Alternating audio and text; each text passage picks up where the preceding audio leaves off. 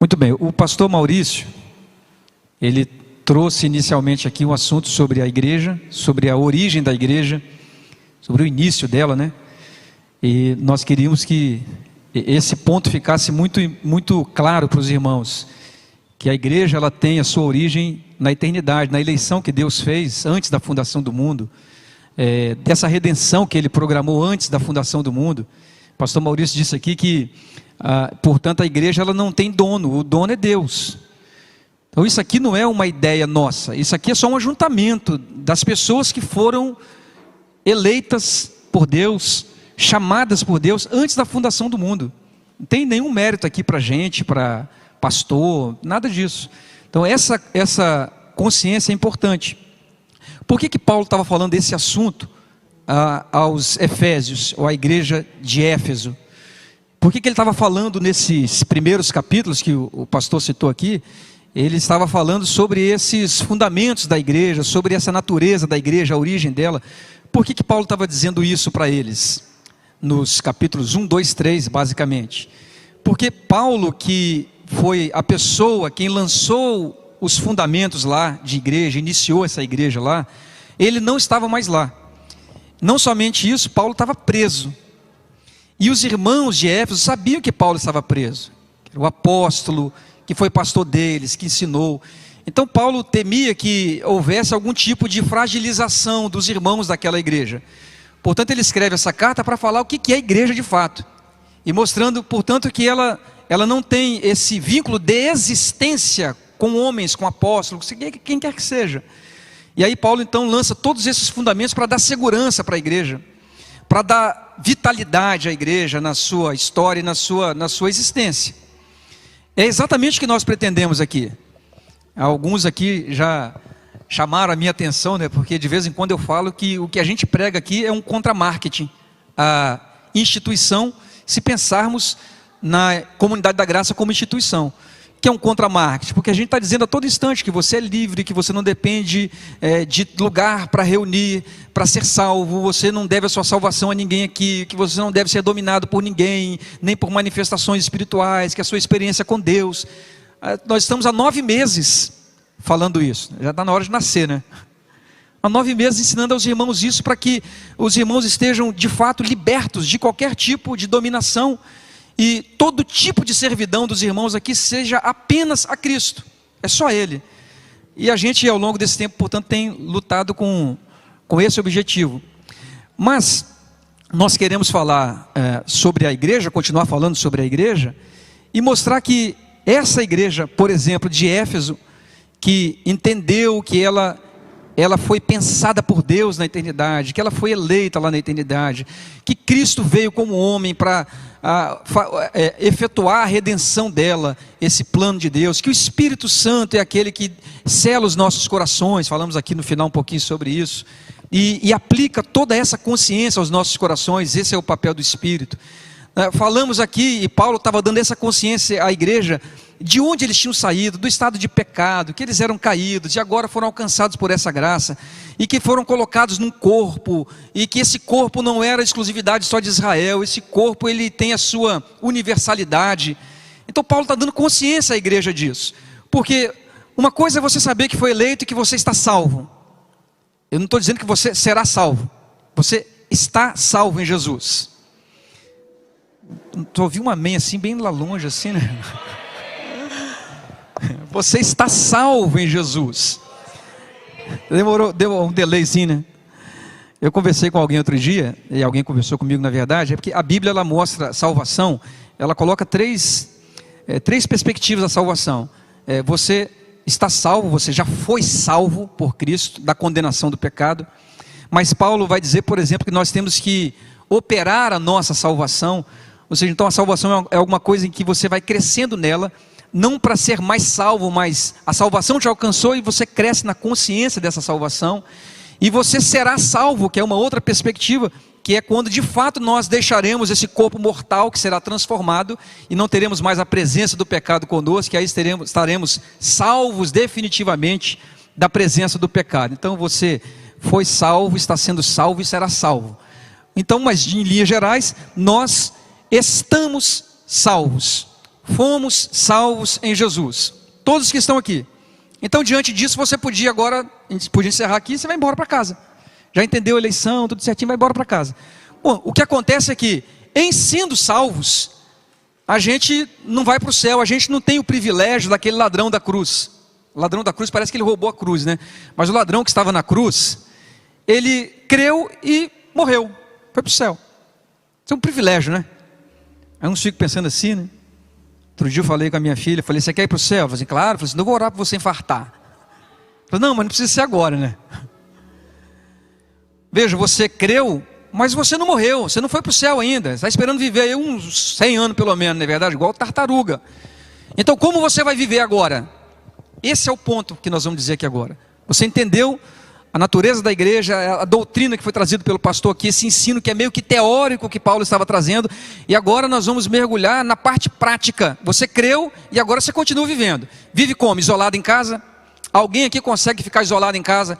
Não, vou servir a Jesus em casa, não sai com mais ninguém para canto nenhum, não tem jeito, não dá. Pela própria natureza humana de ser sociável e também pela necessidade que temos de ampliarmos a nossa consciência sobre essa salvação, sobre o Evangelho, também pela necessidade de exercitarmos aquilo que é fundamental no Evangelho, que é o servir uns aos outros. A não ser que você fique em casa servindo só a sua esposa, mas se você for solteiro, aí vai servir a você mesmo. Então não tem sentido ficar em casa sozinho. E é por isso que existe a igreja e ela precisa ser de certa forma estruturada. Você precisa, enquanto organização, ter um lugar, tem um CNPJ, né? Você tem que ter um ambiente, tem que ter ar-condicionado, tem que ter um café, senão ninguém vem, ninguém quer reunir, ninguém vai estar aqui, vai ficar ruim para todos. Então, se fosse só eu podia ficar em casa, mas como sou eu e mais um, como agora sou eu e mais 10, como é você e mais 15, nós temos agora um povo, um grupo de pessoas. Então, a instituição é importante porque ela vai amparar esse grupo de pessoas que vai se reunir, que vai estar num lugar e que, portanto, onde você tem 2, 3, 4, 5 vivendo, você tem aí uma comunidade. Nós estamos chamando de comunidade, a Bíblia chama de comunidade, Paulo chama de comunidade, Paulo chama de corpo, Paulo chama de edifício, Paulo chama de lavoura, e mais chama de reino, chama de sacerdócio. Talvez a palavra comunidade expresse melhor aquilo que a gente quer demonstrar, que é essa convivência uns com os outros. Então agora, a partir do capítulo 4, Paulo vai mostrar como essas pessoas que creram, que entenderam o que foi dito por Paulo, nos capítulos 1, 2, 3, como que elas vão viver agora em comunidade, umas com as outras. Vamos me acompanhar então aqui, por favor. Já fizemos aí um lembrete do que foi dito antes. Eu botei o texto bíblico aqui, se você quiser acompanhar na sua Bíblia, mas talvez não seja necessário, porque eu já coloquei aqui para evitar de você estar abrindo sua Bíblia e não perder tempo, né? Não perder nada do que vai ser dito. Paulo começa o capítulo 4 para falar da vida da igreja agora em comunidade, ou seja, da aplicação prática de tudo que ele ensinou antes, agora na existência. Agora nós vamos você estava na faculdade, estava na escola, agora vamos para a prática, vamos viver, colocar isso tudo em prática. E ele começa dizendo assim, ó: rogo-vos, pois, eu, o prisioneiro do Senhor, que ele estava preso, lembra que eu falei, preocupado com a igreja, eu rogo a vocês, eu que estou preso, e estava preso por causa deles, ele disse, que andeis de modo digno da vocação a que fostes chamados. Então, Paulo está dizendo assim, então a partir de agora, vocês têm que andar de acordo com a vocação. Vocação aqui é a mesma coisa que chamado. Vocês têm que andar de forma digna do chamado, em conformidade ao chamado que vocês receberam. A isso que vocês aprenderam, foram eleitos, salvos por Cristo, selados com o Espírito Santo, saíram do pecado, agora vocês são um corpo só, então vocês vivam de acordo com esse chamado, tendo Cristo como centro de tudo, como o pastor ensinou aqui. Viva isso a partir de agora. Agora, no entanto, Paulo começa com essa expressão aqui, ó, rogo-vos. Isso é muito importante para nós, fazer essa ressalva, porque Paulo vinha do judaísmo. Judaísmo, a base é a lei. Lei é mandamento, faz, obedece, ordens. Então Paulo não deu uma ordem para eles aqui, vocês têm que fazer isso, se não fizer não vai para o céu, se não fizer perdeu a bênção, se não fizer, não existe essa ordem aqui na igreja agora, não existe obrigação no sentido de barganha, de troca ou de ameaça. Mas Paulo faz um apelo aqui à consciência. Guardem essa palavra, tem sido dita aqui dioturnamente. Consciência, igreja, evangelho, servir a Deus, passa pela consciência, entendimento, para que ninguém precise dizer o que você deve fazer. Ninguém aqui vai controlar a sua vida. Irmão, você tem que fazer isso, tem que fazer aquilo, sua obrigação é essa, você tem que vir fazendo isso aqui. Não precisa disso, no evangelho não precisa disso. Se tivermos que dizer o que você tem ou que não tem que fazer, vira lei, vira religião, vira barganha, vira troca. Paulo sabia disso, por isso ele apela à consciência. Rogo-vos, eu suplico a vocês que entenderam que vocês foram eleitos, que o que Jesus fez, que foram selados com o Espírito, que são corpo, que vieram do pecado. Eu suplico a vocês agora que vocês, em entendendo isso, vivam assim. Já dava para acabar, não dava? Entendeu? Viva agora, pronto. E aí, a expressão que ele usa, andeis do modo digno da vossa vocação. Ou seja, evangelho agora deve ser para você um modo de ser, um modo de vida. Eu não queria falar forma de vida, para ninguém ficar lembrando, né? Mas é evangelho como modo de ser. Não é um escopo doutrinário, não é uma doutrinação que você recebeu e que a base da ameaça, do medo, você tem que fazer. Mas é o evangelho que entra no seu entendimento, na sua consciência, te dá compreensão, e agora eu vivo conforme esse evangelho. E nesse sentido, não precisa fazer força. Acontece organicamente. Você vai fazendo e quando você vê, você já fez. Ninguém vai pensar assim, bom, agora, o pastor Maurício falou aqui, que aqueles que são feituras de Cristo, criados em Cristo novamente, então ele citou os frutos do Espírito, ele ama, ele perdoa, ele é benigno, é bondoso, ele tem domínio próprio e tal. Então agora aqui eu tenho que usar bondade com esse irmão. Com esse aqui agora eu tenho que amar esse irmão. Com aquele ali agora eu tenho que ser longânimo. Você não precisa ficar pensando para fazer. Quando o evangelho faz parte da sua vida, transformou a sua consciência e ampliou na sua consciência, essas coisas vão acontecendo naturalmente. Quando você vê, já fez. Quando você vê, já perdoou. Você não está nem lembrando mais. O irmão vai falar, irmão, me perdoa aquele dia que eu falei. Que dia, irmão? Não estou lembrando nada disso. Já foi, já passou. Ou seja, o evangelho vai se transformando em você em um estilo de vida, em um modo de ser. Continuando. Esse modo de ser do evangelho, ele vai ser vivido, obviamente, dentro da comunidade num primeiro momento. Dentro da igreja, num primeiro momento, desse ambiente onde nós nos reunimos. É óbvio que esse modo de ser é em qualquer lugar onde estejamos. Mas nós estamos partindo do princípio, antes de tudo, dessa convivência aqui em corpo, em comunidade, em lavoura de Deus. Então, como que você vive aqui esse evangelho? Paulo elenca aí 4 itens, sendo bem básico, mas que talvez eles resumam de uma forma muito simples, como que as relações humanas se dão, como as relações entre gente se dão, especialmente no evangelho. Olha o que ele diz, nessa vida em comunidade, o versículo 2 aí de Efésios, com toda humildade e mansidão, com longanimidade, suportando-vos uns aos outros em amor. Eu elenquei, os irmãos vão observar que eu só estou fazendo praticamente uma interpretação de texto. O pastor Maurício fez aqui uma brincadeira dizendo assim, você já leu isso aqui 1000 vezes, não percebeu? Então estou mostrando aos irmãos como que o evangelho ele é tão simples, que se você parar para pensar um pouquinho nele, no que está sendo dito, aí você vai ganhando consciência e compreendendo, e às vezes fica até com raiva de si próprio, assim, como eu não vi isso antes? Veja, eu só elenquei aí esses pontos. Como que essa vida em comunidade serve para aqui, serve para a sua relação em casa, serve para a sua relação no trabalho, serve para a sua relação com seus amigos, onde você for. Mas vamos pensar aqui primeiro. Como que você convive agora? Humildade.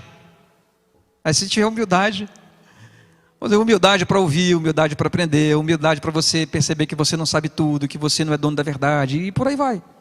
A palavra humildade tem bem esse sentido, né, de você uma terra que está propensa a receber a semente, quase que de humus, né? Então é o coração que está propenso sempre a receber alguma coisa, sempre a aprender alguma coisa, sempre a ouvir. Mansidão também é outro ponto fundamental em qualquer relação. Falou alguma coisa, você já esbravejou. Eu preciso um pouquinho disso, né? Deve ser manso, ele está a responder com mansidão, contar até 10. Porque a Bíblia fala assim, que a palavra dura suscita o furor. Então tentar ser manso, exercitar isso. É simples o que está sendo dito aqui, mas não é fácil de aplicar. Temos que fazer exercício. A gente tem que ir olhando e avaliando onde a gente precisa melhorar, né? Longanimidade, de longo ânimo, de paciência. Você tem que ser humilde, tem que ser manso, tem que ser paciente. Já falou 10 vezes, já falou 30 vezes, já te perguntou de novo, e você falou para não botar lá, já botou de novo, ele falou para não tirar dali, já tirou. Paciência. E aí, como diz o pastor Maurício, a cereja do bolo dessa relação, suportando, vamos ler juntos? Suportando-vos uns aos outros em amor. Coloquei só em amor aqui, está no texto ali, né? Então veja, na relação, no relacionamento entre pessoas, você tem que suportar.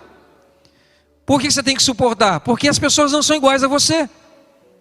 Necessariamente elas não são iguais a você. Mas o que vai viabilizar a nossa convivência é o amor. Porque afinal de contas, a gente era muito bom quando Cristo nos salvou, não era? A gente não era não, né? Ninguém tem maior amor do que este, de dar a vida pelos seus. Deus prova o seu amor para conosco, em que Cristo morreu por nós, sendo nós ainda pecadores. Só gente ruim. E Ele suportou nossa ruindade, nosso pecado. Cristo nos suporta diuturnamente. Você falha, você erra, e Ele vai te suportando. Você pede perdão, Senhor, e tal, o Senhor te perdoa. É assim, nas nossas relações é a mesma coisa. Suportar em amor, porque às vezes é difícil.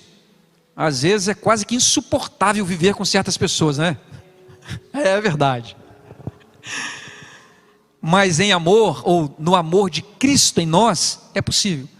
Então aqui está um segredinho simples, nessa convivência que nós vamos ter, já temos há 9 meses aqui, e vamos continuar tendo. Segredinho simples para a gente seguir em conformidade com o Evangelho. Vamos falar juntos aqui, do amarelo? Humildade, mansidão, longanimidade, suportando-vos uns aos outros, em amor. Tá bom. Estou gostando de vocês, hein? Muito bem. No versículo 3, Paulo continua ainda fazendo essa aplicação prática daquilo que ele disse antes na vida da igreja agora. Aí ele vai dizer assim, olha, esforçando-vos diligentemente para preservar a unidade do Espírito no vínculo da paz.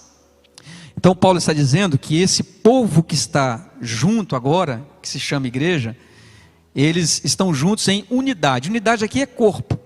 Esse corpo, essa unidade, precisa ser preservada. A unidade nossa uns com os outros precisa ser preservada. E aí eu queria já chamar a atenção dos irmãos, fiz também um ponto aqui, para mostrar a diferença entre unidade e uniformidade. Quando a gente começou aqui, e ainda estamos, né, um pouco nessa fase, nós estamos tentando uniformizar algumas coisas.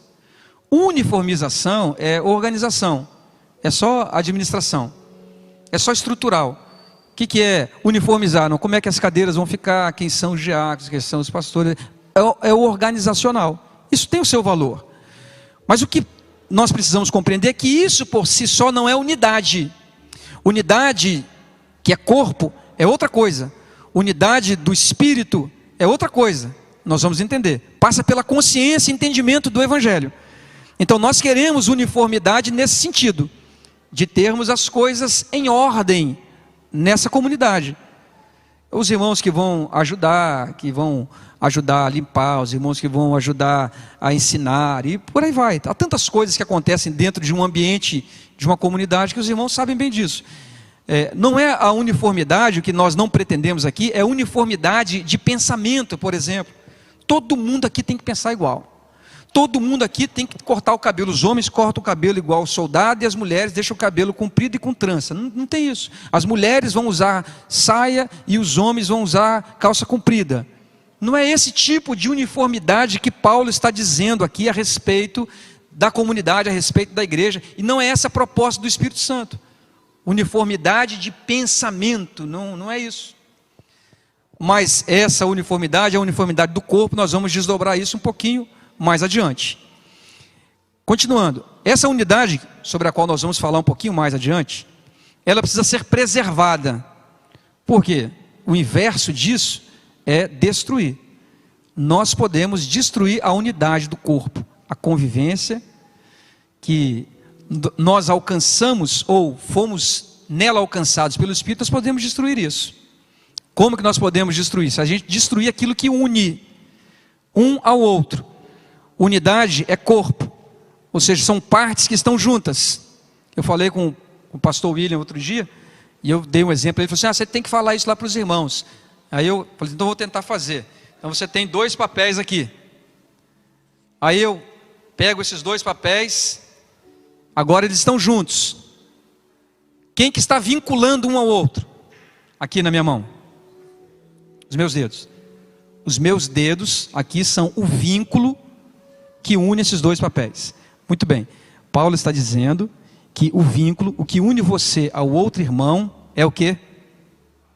Paz. Ou seja, se você não lidar com essa questão de ser pacificador, você destrói tudo que o Espírito Santo está falando. O contrário de vínculo da paz é guerra. Se você fizer guerra com o seu irmão, não tem mais unidade. Ou seja, em todos os instantes da nossa convivência, nós temos que primar pela paz. Por isso Jesus disse assim, que bem-aventurados, felizes são os pacificadores, os que promovem a paz, porque eles serão chamados filhos de Deus. Não só é possível ser filho de Deus se você programa a paz, ou se você produz a paz. Na relação que nós temos uns com os outros, nós precisamos pensar nisso. Se uma palavra que eu vou dizer, se uma ação minha vai produzir guerra, se eu vou fomentar guerra entre um irmão e outro, eu não faço. Eu não posso destruir o vínculo de paz. E por que Paulo está falando desse vínculo de paz? Porque nós temos paz com Deus. Sendo, pois, justificados pela fé, temos paz com Deus. Você está em paz com Deus, e por que você não vai estar em paz com o seu irmão? Por que você vai destruir a paz com ele? Isso serve para todos os nossos relacionamentos, inclusive com irmãos que não estão aqui nessa comunidade, que fazem parte de outras comunidades evangélicas. Não significa que pelo fato deles não estarem aqui, não são nossos irmãos. E nós vamos ter unidade com eles, eu vou falar mais adiante um pouquinho sobre essa unidade, vamos ter unidade com eles, sem fazer guerra. É porque o irmão é da igreja batista, ele está em guerra comigo. Não, porque o outro, ele é pentecostal, ele acredita que o batismo com o Espírito Santo é uma segunda bênção. Não é isso, eu vou fazer uma guerra com ele por causa disso. Não, irmãos. Essas questões não vão nos levar a guerras, porque elas são periféricas, elas são secundárias. Porque a unidade do Espírito está em torno disso que nós vamos ver agora aqui. Vou ler esse texto e os irmãos acompanhem. Os fundamentos dessa unidade, desse corpo. Há somente um corpo e um espírito, como também fostes chamados numa só esperança da vossa vocação. Há um só Senhor, uma só fé, um só batismo, um só Deus e Pai de todos, o qual é sobre todos e age por meio de todos e está em todos. O que Paulo está dizendo então aqui? Esses são os fundamentos da unidade do corpo. Ou seja, existe só um corpo. Paulo não estava dizendo que a igreja de Éfeso era o único corpo, que só ela era corpo. Ele está dizendo, só existe um corpo de Cristo. Paulo falou isso antes, o pastor Maurício citou aqui. Paulo diz aos Coríntios, todos fomos batizados no mesmo Espírito, formando um só corpo, quer sejam gregos, quer sejam judeus, quer sejam escravos, quer sejam livres. Um só corpo. Então, esse um só corpo, ele tem como agente agregador o Espírito Santo. É o Espírito, um só Espírito que agrega as pessoas a esse corpo, que vai colocando pessoas nesse corpo. E é esse mesmo Espírito que agrega, que produz e nos dá a certeza da esperança. Aqui esperança não é no sentido de se pode ou não acontecer, é a esperança na certeza de que vai acontecer. Então o Espírito Santo nos agrega nesse corpo, colocando uma esperança firme, uma certeza no nosso coração, que é a vinda de Cristo, que é a eternidade. Então, corpo não é exclusividade de nenhuma denominação religiosa, cristã, evangélica, seja ela qual for. O problema é que eu sei perfeitamente que todos os irmãos aqui vieram de uma experiência evangélica, a maioria do mesmo lugar, e eu sei perfeitamente qual é a compreensão que os irmãos têm a respeito de corpo. Corpo é um lugar específico. Se saiu dali, não está no corpo mais. Saiu dali, o Espírito Santo não está mais em você. Todo mundo aprendeu isso. Que você aprendeu que corpo funciona assim. Você tem o corpo, que é a igreja, o cabeça, que é Cristo. E aí você tem nesse corpo o sangue que liga o cabeça ao corpo. É esse sangue que ele alimenta e que purifica. Não foi isso que você aprendeu? Aí você aprendeu assim, que se você arrancar um dedo desse corpo, do corpo humano, e botar ali, esse dedo vai apodrecer e vai morrer. Porque o sangue não vai lá. E aí você aprendeu que esse sangue representa o Espírito Santo. E aí, portanto, ficou na sua cabeça que, se você sair do corpo, do lugar onde você estava, onde você está, se você pensar que aqui é assim também, se você saiu do corpo, o Espírito Santo, que é o sangue, não vai mais lá em você. E aí, então, saiu do corpo, está sem o Espírito Santo. Você não pode sair daquele lugar nunca. E alguns ficam reféns disso. E eu glorifico a Deus particularmente, que eu estou vendo aqui um grupo que se libertou disso. Porque senão não estava aqui. Mas vejam, vejam o que Paulo está dizendo e onde está o problema desse ensino. Paulo está dizendo que só tem um espírito, que só tem um corpo. Ora, que só tem um espírito, só tem um corpo, e se esse espírito só está num lugar, num corpo, então o resto ninguém tem o Espírito Santo. Eu tenho que considerar que 500 anos de história de protestantismo, se considerar só o protestantismo, tem que se jogar no ralo. Porque todo mundo que veio, por exemplo, da reforma religiosa, todo mundo que veio em 2000 anos de história, não faz parte do corpo, não tem o Espírito Santo. Qual é o problema desse ensino, irmãos? Eu preciso investir um pouquinho de tempo aqui para falar isso com os irmãos. O problema desse ensino está exatamente na figura do sangue que foi colocada no ensino de corpo. Quando Paulo falou sobre corpo, em nenhum momento Paulo falou sobre sangue. Paulo fala sobre corpo em 1 Coríntios 12, ele fala em Romanos 12, ele fala em Efésios, aqui ele vai falar sobre corpo também, mas em nenhum momento Paulo usa o sangue para fazer a aplicação que ele queira fazer, o que ele quer fazer. Ele não usa, por um motivo simples. Todas as vezes que Paulo está falando sobre corpo, ele está pensando no relacionamento na horizontal, uns com os outros. É o braço que precisa do olho, o olho que precisa do ouvido, o ouvido que precisa da boca. Então é sempre a relação de membros. Paulo não está colocando em questão o relacionamento na vertical com Deus. É sempre relacionamento com os irmãos. Principalmente na igreja dos Coríntios. Era uma igreja que tinha muitos dons espirituais. Quero fazer essa ressalva aqui, tá, irmãos? Uma igreja que tinha muitos dons espirituais, mas Paulo disse que ela era carnal. Uma igreja dividida, onde uns diziam eu sou de Paulo, outros diziam eu sou de Pedro, outros diziam eu sou de Apolo, outros diziam eu sou de Cristo. Era uma igreja que as pessoas tinham contendas em nível de negócios, faziam negócios umas com as outras e davam cano umas nas outras e levavam as suas questões para serem julgadas pelos de fora. Paulo os repreende sobre isso. Era uma igreja onde tinha pecado, onde um homem tinha relacionamento com a esposa de seu pai. Era uma igreja onde as pessoas pobres não comiam nada nos banquetes, passavam fome, e outros comiam muito. Veja que igreja problemática, cheia de dons espirituais. Era uma igreja onde as pessoas ficavam bêbadas, e tinha um monte de dom. Porque dom não é sinônimo, guarde isso. Dom não é sinônimo de caráter espiritual, de idoneidade espiritual. O que determina se alguém é batizado com o Espírito Santo, ou tem o Espírito Santo, ou se é espiritual, são os frutos do Espírito Santo. Aí você olha para a pessoa, Gálatas 5, aí você vai ver: amor, fé, temperança, domínio próprio, bondade, longanimidade. Essas coisas são evidentes, porque elas são frutos, saem naturalmente. Mas essa igreja dos Coríntios tinha muitos problemas de relacionamento, portanto.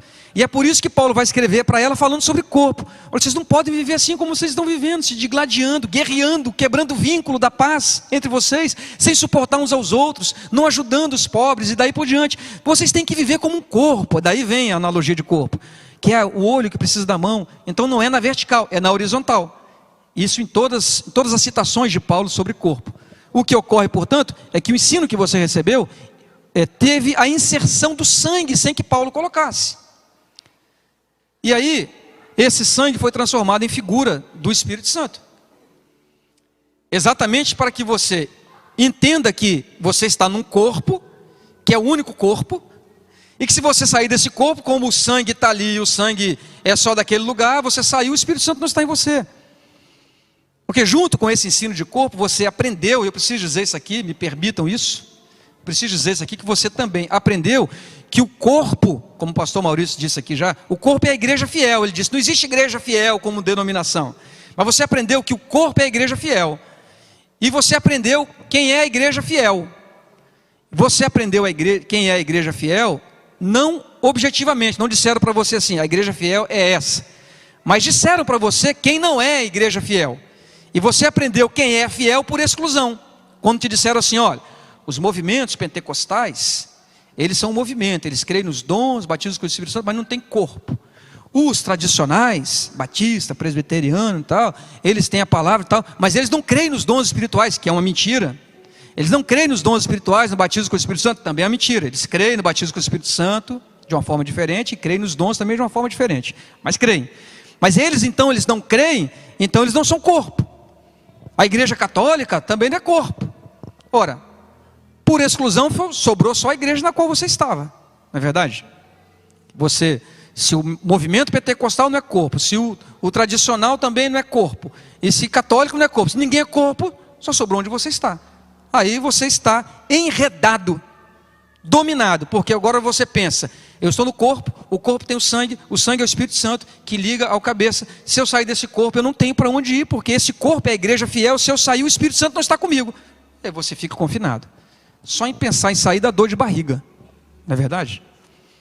Então, Paulo está desmistificando isso aqui nos fundamentos da unidade, que eu estava falando aqui na carta aos Efésios.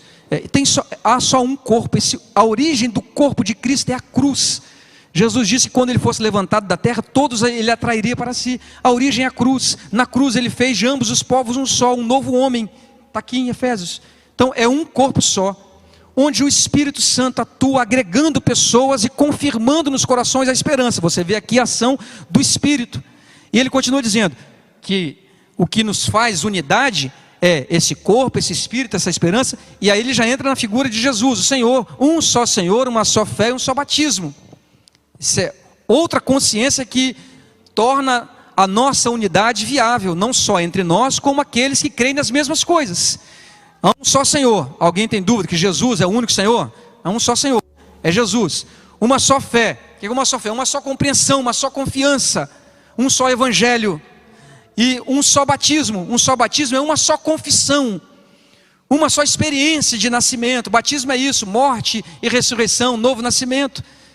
Não é que só tem um tipo de batismo, não. É só uma confissão. Os que creem nisso são unidade conosco, são o mesmo corpo. E ele continua, já falou do Espírito aqui, do Senhor, de Jesus aqui, agora ele fala de Deus. Um só Deus e Pai de todos. Então não tem esse negócio de que o irmão da presbiteriana é seu primo. Entendeu? Porque ele é pai de todos, ele não é tio dos batistas. Ele é pai de todos. Então nós cremos nisso. Isso é unidade do corpo. Agora, além disso, nós podemos ter divergências com os de fora. Eu me refiro de fora, de outras comunidades. Como já falamos aqui, a questão do batismo com o Espírito Santo. Mas essa divergência não tira ninguém do céu, não nos tira a salvação. Um pode pensar que nós vamos ser arrebatados antes da tribulação. Outros vão dizer que é no meio da tribulação, outros vão dizer que é depois da tribulação. Mas todos creem que nós seremos arrebatados. Essas divergências secundárias, periféricas, não nos colocam em guerra contra os nossos irmãos. Batista, presbiteriano, assembleiano, maranata. Certo, irmãos? Muito bem. Quero continuar então. Esse corpo que é uma unidade, essa comunidade que tem essa unidade pelo Espírito, a unidade do corpo, eu quero voltar um pouquinho no final do texto que nós lemos aqui, quando ele vai dizer o seguinte, olha, o qual, falando de Deus, é sobre todos. Agora naquela parte final ali, ó, desse versículo está aqui, ó, em amarelo. Vamos ler juntos essa primeira parte aqui em amarelo, que eu gostaria que os irmãos observassem isso. Age. Então, Deus, nessa comunidade, nesse corpo, que é uma unidade, que crê que é só um corpo, um só Espírito, uma só esperança, um só Senhor, uma só fé, um só batismo, um só Deus. Deus age no meio deles. Quem crê, diga amém. Deus age no meio deles através dos dons. Nós vamos ver isso. Através dos dons espirituais. Agora, Deus age no meio, por meio de todos e em todos.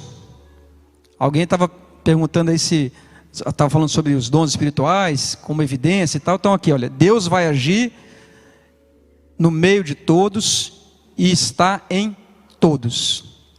Nós precisamos, talvez, reconceituar um pouquinho sobre os dons espirituais, ou ampliar nosso entendimento sobre dons espirituais. Aí mesmo nessa carta, Paulo vai falar, nesse versículo 7, eu vou ler, os irmãos acompanhem, sobre os dons nessa comunidade, quando ele diz assim: e a graça foi concedida a cada um de nós, segundo a proporção do dom de Cristo. Essa comunidade vai ter a ação de Deus no meio dela, e através de cada pessoa, pela graça que foi concedida. Essa palavra graça que está aí, no original, que está lá no grego, é carisma, que é dons. Essa graça que foi concedida a cada um, não é a graça salvadora. Lá em Efésios 2, 8 e 9, fomos salvos pela graça, essa graça salvadora. Mas aqui é a graça da ação de Deus no nosso meio, é o desdobramento dessa graça, que é a mesma palavra aplicada para dons espirituais, tá certo? Então essa graça que nós estamos lendo aí é a graça como dons espirituais. Então os dons foram concedidos, essa graça, a cada um na proporção do dom de Cristo, ou seja, de acordo com aquilo que Cristo quis distribuir. É Cristo quem distribui os dons no meio da igreja. Continuando. Qualquer dúvida, os irmãos depois já sabem, tem que anotar. Bem, sobre dons, nós precisamos de uma forma assim, didática, construir como esses dons acontecem na igreja. Porque há um pouco de confusão em relação a dons, porque a gente já fala sobre dons, fala dons espirituais. E eu fiz questão de colocar aqui dons e colocar um hífenzinho ali, ó, dons, aí coloquei espirituais, carismas espirituais, manifestações da graça que são espirituais. Porque nós aprendemos ao longo da nossa história, a maioria aqui, que são quantos dons? São quantos dons? 9. Todo mundo aprendeu que são 9 dons. Você está se referindo à lista que Paulo colocou lá em 1 Coríntios, no capítulo 12, que é essa que eu coloquei aqui para os irmãos. E quando você abre lá em Coríntios, 1 Coríntios capítulo 12, você vai ler esse versículo que está aí, que eu quero ler para os irmãos. Quem estiver longe, não estiver conseguindo ler, eu vou ler. Paulo fala assim aos Coríntios: a respeito dos dons espirituais, não quero, irmãos, que sejais ignorantes. Então a igreja precisa conhecer sobre dons. Mas a palavra que está no original aqui em dons espirituais, que foi traduzida como dons espirituais, é a palavra pneumáticos. Pneuma é de sopro, de vento, de espírito. É a mesma palavra de espírito. Então seria o mesmo que lermos assim: a respeito dos espirituais. Essa seria uma tradução direta, literal. A respeito dos espirituais. Mas a tradução já trouxe dons espirituais. Por que eu estou chamando a atenção disso? Porque Paulo está se referindo nessa lista dessas manifestações espirituais que estão no âmbito de subjetividade. O que eu quero dizer de subjetividade? Por exemplo, a lista está aí, os irmãos conhecem bem isso, porque aprenderam até a cantar essa lista, né? Aliás, aprenderam um pouquinho diferente, que aprenderam sabedoria, conhecimento, e não é bem assim que está lá. Nós estamos dando aqui, irmãos, só uma visão geral, porque a gente pretende voltar em outro congresso para detalhar esses assuntos com os irmãos, mas é só uma visão geral. Não é sabedoria, é palavra de sabedoria. Não é conhecimento. Não, eu tenho dom de ciência. É palavra de conhecimento. É diferente.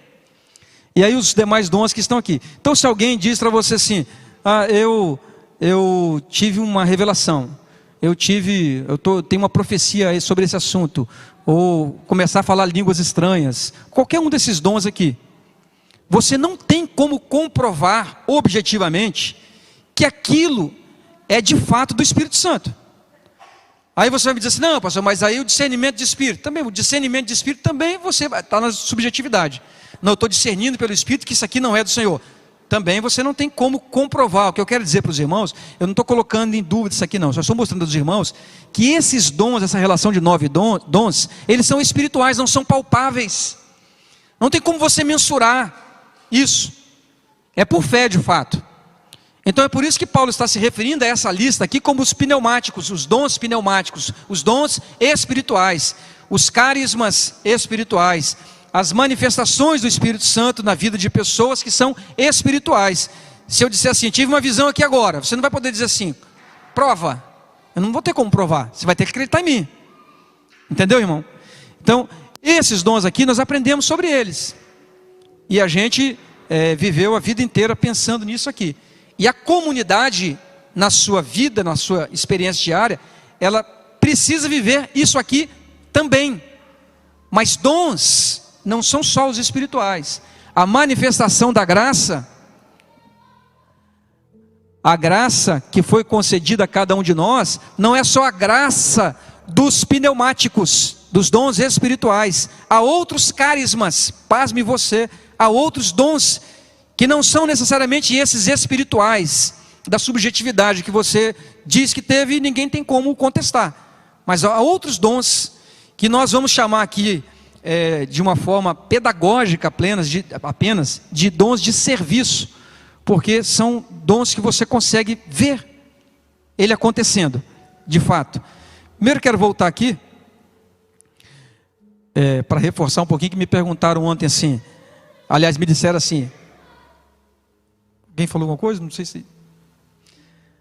Alguém me perguntou, aliás me disse ontem assim, pastor, o pessoal está perguntando aí, pessoal fora, né? Se você não crê mais nos dons espirituais.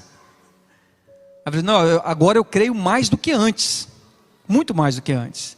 E essa é uma questão que seja talvez sensível para os irmãos aqui. Tenham sido questionados em algum momento aqui sobre dons espirituais. Nós cremos, isso é do Espírito, isso é dádiva de Deus, isso é presente de Cristo para a igreja.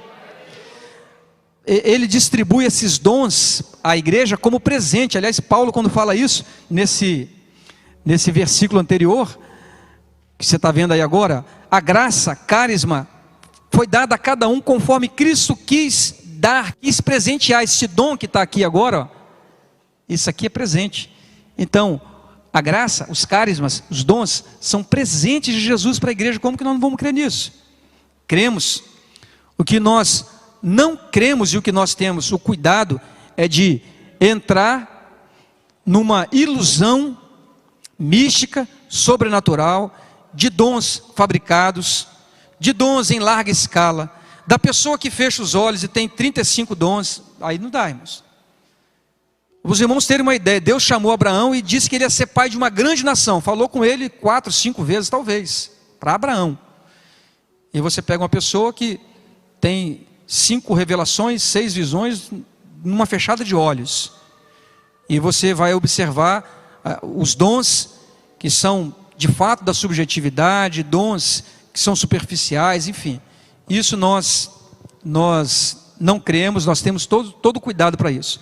Mas todo dom espiritual, nós vamos falar sobre isso aqui em outra oportunidade, que forem manifestados pelo Espírito nessa comunidade, nós recebemos como presente de Cristo para nós. Só precisa ser do Espírito Santo, tá bom? Eu fiz uma conta com um irmão há poucos dias, e disse assim, olha, você estava no lugar onde você tinha, pelo menos durante uma semana, 10 dons espirituais. Você tinha culto lá todo dia, e todo dia tinha pelo menos 2 dons espirituais. Uma semana tem 7 dias, eram 14 dons por semana. Se você arredondar, 10 dons por semana, onde você estava. Um ano tem 52 semanas. Então, num ano você ouviu pelo menos 520 dons. E se você arredondar para baixo, são 500 dons por ano. Se você ficou lá 10 anos, você ouviu 5 mil. Se você ficou lá 20 anos, você ouviu 10 mil, 30 anos, 15 mil dons. E eu te pergunto, desse universo de dons, de revelações, de profecias, seja o que for que você ouviu, quantos você se lembra que se cumpriram? Faz as contas aí. Aí eu entrego a mão assim e falo, conta aí. Uma mão com 5 dedos talvez seja o suficiente. Talvez 10. É o que as pessoas vão lembrar, no máximo. E esses 10 provavelmente foram dons espirituais que se cumpriram. A preocupação fica com os outros 4.995, 9.995, 14.995 e daí por diante. É esse erro que nós não queremos cometer, não queremos que os irmãos vivam aqui esse tipo de erro e de ilusão. Então é com muita consciência, com muita maturidade, nós vamos falar sobre isso mais adiante. Então aqui, a manifestação que é dada, a graça que é dada à igreja como presente de Cristo, são os dons espirituais, é para todos. Deus vai agir na comunidade para todos, através dos dons espirituais, conforme Cristo quer fazer. Através dos dons. Esses dons podem ser os espirituais, e eu disse que é uma separação apenas didática que eu estou fazendo, e os dons de serviço. Observe aí o que está escrito em Romanos 12, 6 a 8. Está escrito assim, olha: tendo, porém, diferentes carismas, é o que está aí, dons, segundo a graça que nos foi dada, se profecia, seja na proporção da fé. Deixa eu só fazer uma observação aqui. Profecia na proporção da fé. Não quer dizer assim, você aprendeu assim, na proporção da fé. Quanto mais fé a pessoa tem, mais profundidade ela tem nos dons. Quem aprendeu assim, levante a mão, por favor. Ninguém quer se entregar, né? Tá bom. Então a profecia na proporção da fé não é quanto mais fé, mais profundo você é. A profecia tem que vir na proporção da fé, ou seja, tem que ser no âmbito da fé abraçada. A profecia tem que estar dentro do contexto do evangelho, esse fé aqui no contexto de evangelho, de fé abraçada. Então nenhuma profecia pode ser trazida, nenhuma revelação, nenhuma profecia pode ser trazida no sentido de ferir a doutrina do evangelho, o ensino do evangelho. Não está no evangelho, aquela profecia não serve. Quando não se entende isso, se abre as portas para se criar um monte de heresia colocada dentro da igreja, através de profecias, de visões, de revelações, coisas do tipo. Continuando. Então essa lista aí de dons de serviço, né? Eu coloquei serviço, mas você vai perceber que Paulo aqui, que escreveu também essa carta aos Romanos, ele meio que mistura esses dons. Mas observe na sequência, olha.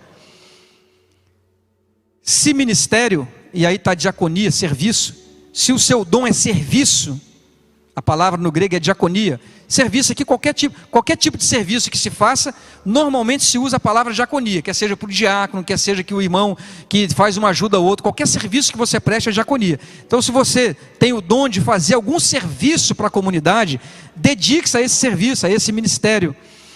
O que ensina, veja que Paulo está chamando ensino de dom espiritual, ou melhor, ensino de dom. Então você tem pessoas, eu pergunto aos irmãos, nós temos aqui nessa igreja pessoas que têm o dom de ensinar. Isso não tem a ver com o ministério de mestre.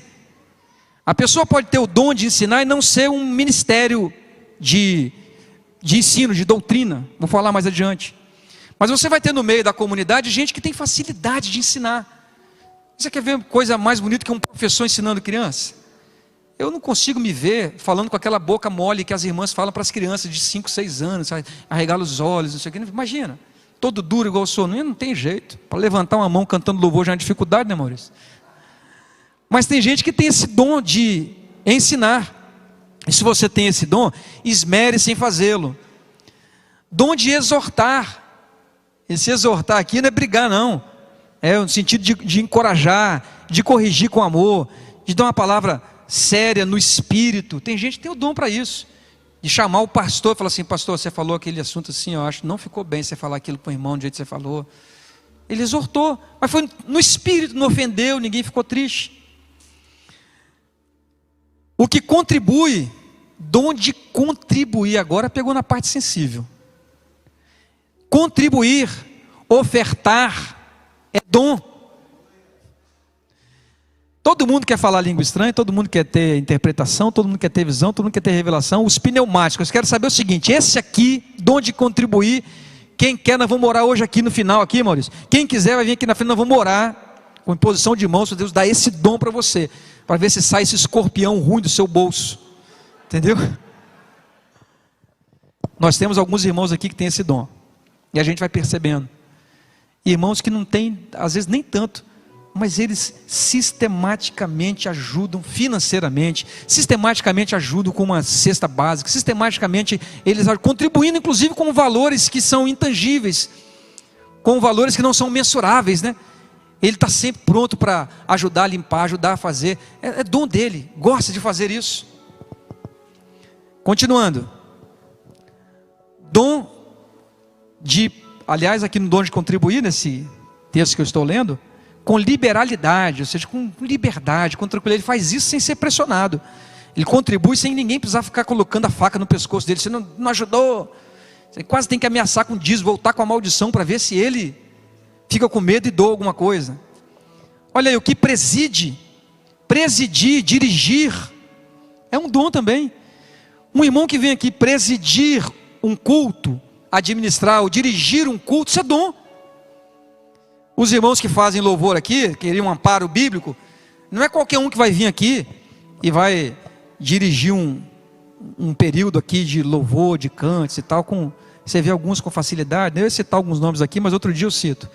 Ele consegue dirigir com facilidade, consegue fazer uma reunião e vai para frente, meus irmãos, vai ser assim, vai ser assado, e de repente a coisa flui, ele presidiu aquilo ali, ele dirigiu, aconteceu naturalmente, e a coisa vai e acontece.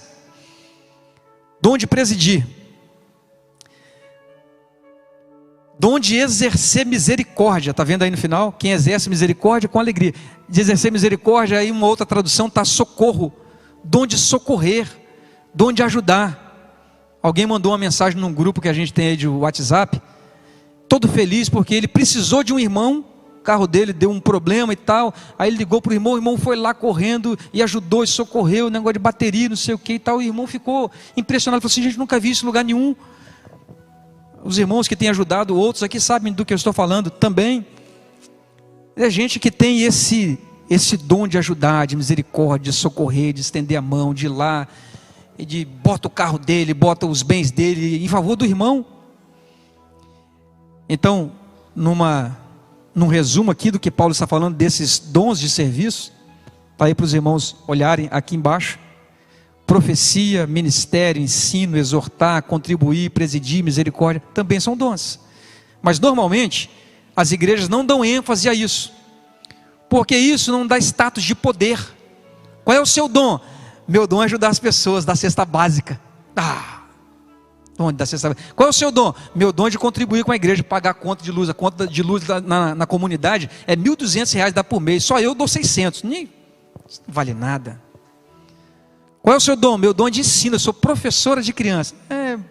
Mais ou menos. Qual é o seu dom? Meu dom é línguas estranhas, eu falo, chega a cair brasa de fogo. Isso aí é cheio do poder. Não é assim que a gente pensa, irmãos?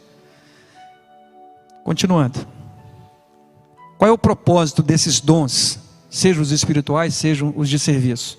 Está aí, meus irmãos, servir, vamos ler juntos isso aí? Juntos, servir.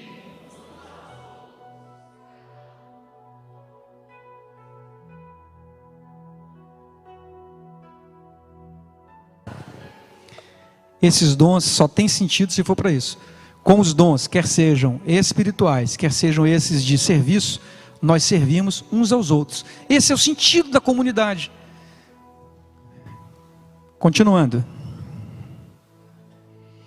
além desses dons que nós aqui apenas para efeito didático colocamos como espirituais e dons de serviço, aí nessa carta aos Efésios que nós estamos tomando por base, Paulo vai falar desses dons que nós estamos chamando aqui dons da palavra ou dons de ministério.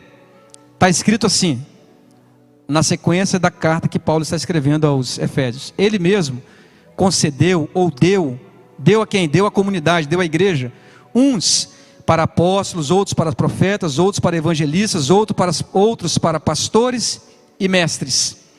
Então a palavra aí, ele mesmo concedeu uns, Paulo está usando aí o mesmo dom, a mesma palavra carisma. Então ministério, ou seja, apóstolo, profeta, evangelista, pastor, mestre, isso tudo é dom de Deus também. Aí aqui fica uma questão, deixa eu ver como é que está o nosso tempo aqui. Acho que eu ainda vou tomar mais uns 5 minutos dos irmãos. Nós aprendemos isso também, quando eu digo nós, porque eu sei, repito que a maioria que veio do mesmo ambiente. Que o ministério são 5 ministérios, são esses que estão aí.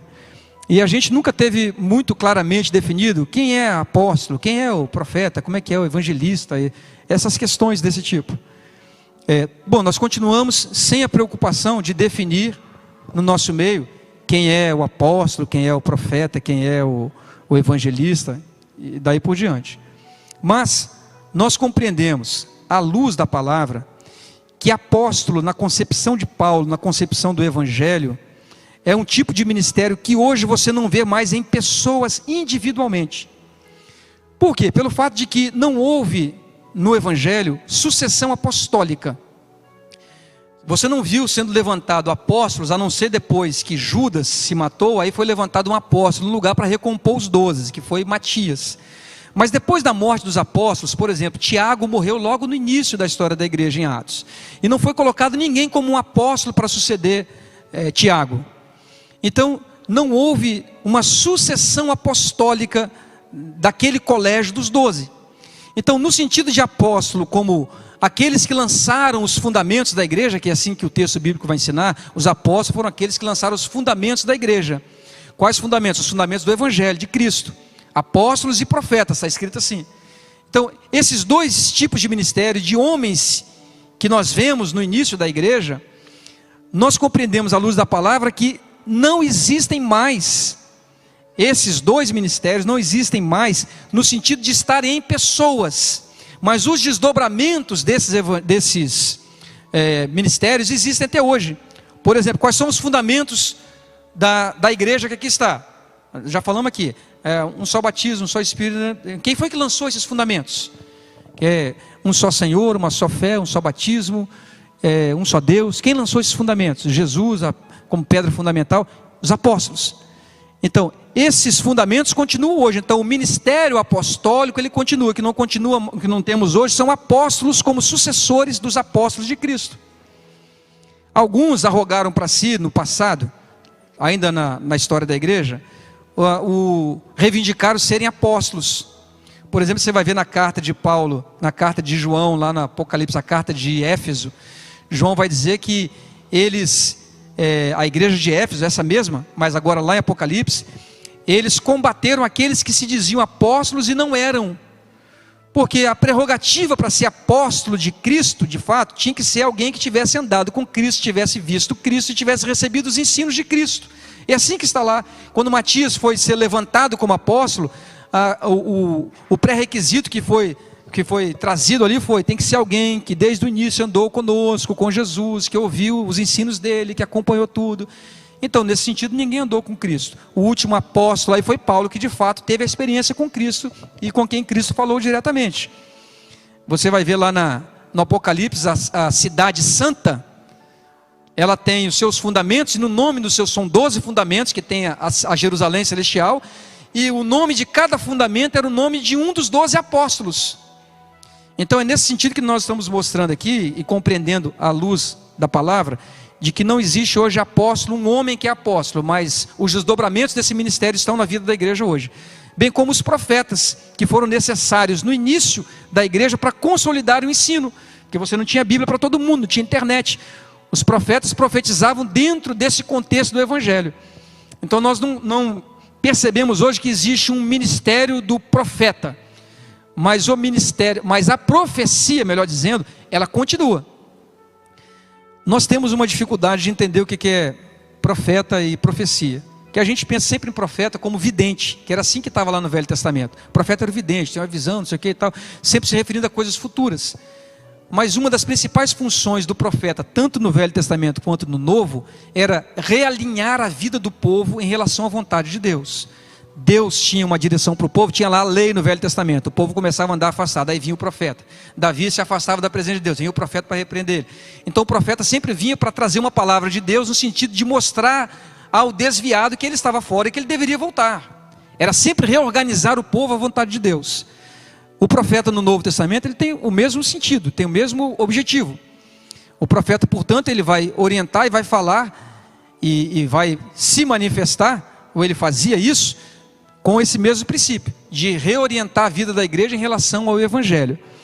Então, nesse sentido de homens que vêm para implementar a doutrina e consolidar a doutrina e lançar fundamentos, apóstolos e profetas nós não temos, mas o resultado do trabalho dos apóstolos e profetas do passado estão hoje na vida da igreja. E o que a igreja tem hoje são as profecias que estão nesse mesmo contexto. A profecia é para consolar, para exortar e para edificar. Não está falando que a profecia é para mostrar o futuro, que a gente está sempre pensando nisso, embora Deus possa manifestar do jeito que Ele queira se manifestar. E aí, portanto, a gente continua nessa lista com os evangelistas, pastores e mestres. Evangelista seria aquele tipo de ministro que tem a facilidade de evangelizar, de falar, enfim, de arrebanhar as pessoas, trazer as pessoas. A gente entende que existem homens com essas características. Pastores e mestres, o texto bíblico dá margem a entender aí, você vai ver no texto que está escrito aqui, que no finalzinho está pastores e mestres. Também há uma margem para se entender que é pastores que também são mestres, e que portanto seria um tipo só de pessoa que é pastor e mestre, que é pastor e ensina, que apacenta e ensina. Também você pode entender que são dois tipos de pessoas, um que é pastor e outro que é mestre. Bom, qualquer um dos dois para nós não tem nenhum problema. Então nós cremos que existem homens hoje que têm a característica do apacentar, de cuidar, de botar debaixo do braço, de fazer a visita, enfim. E daqueles que têm a característica de mestre, que seriam aqueles que são mais aptos a ensinar, têm mais facilidade para ensinar. Então a gente crê que isso continua funcionando na vida da igreja. Portanto, a igreja ela tem a operação dos 5 ministérios, no entanto, em pessoas, como está escrito aqui, concedeu uns em pessoas, nós tendemos a crer mais que apenas esses 3 últimos acontecem hoje. O problema é quando alguém arroga para si hoje, o problema de quem arroga para si hoje ser apóstolo, está no sentido de que ele, sendo apóstolo, ele está colocando fundamentos. E aí ele pode criar a instituição dele e lançar fundamentos doutrinários, porque ele é o dono, ele coloca como ele quiser. Porque esse é o papel do apóstolo, de lançar fundamentos. Então é por isso que nós não pensamos nessa figura enquanto uma pessoa aqui no nosso meio. Até porque parece até que há uma escala hierárquica, né? O apóstolo é o principal, e depois vem evangelista, isso aqui e tal. Então não é esse o nosso objetivo aqui. No Novo Testamento, alguns homens foram chamados de apóstolos, mas no sentido de enviados, porque a palavra apóstolo significa enviado. Por exemplo, Barnabé foi chamado de apóstolo, mas não apóstolo em relação aos 12, ao colégio apostólico, mas apóstolo no sentido de ser enviado. Nesse sentido, hoje nós cremos que possam haver apóstolos enviados, pessoas que são enviadas para plantar igreja em outros lugares, que algumas igrejas vão chamar de missionários. Muito bem, passando isso, qual é o propósito do ministério? Quais são os propósitos desses ministérios na vida da igreja? Gostaria então que os irmãos me aguentassem um pouquinho mais e lessem isso comigo, porque é muito importante. Na vida da comunidade é preciso que haja os ministérios, esses homens, por quê? Com vistas, eles são colocados na igreja com vistas ou com o objetivo do aperfeiçoamento dos santos. Quem são os santos? Então os ministérios existem para que os irmãos sejam aperfeiçoados. Aperfeiçoados na consciência, no entendimento do evangelho. Para quê? Para o desempenho do seu serviço. Qual serviço? O seu dom. Qual é o seu dom? Como você serve a comunidade? Então, de acordo com o dom que você tem, você vai descobrir esse dom no Senhor, vai olhar para você mesmo e vai procurar esse dom. Nós vamos falar sobre isso em outra ocasião, repito aqui.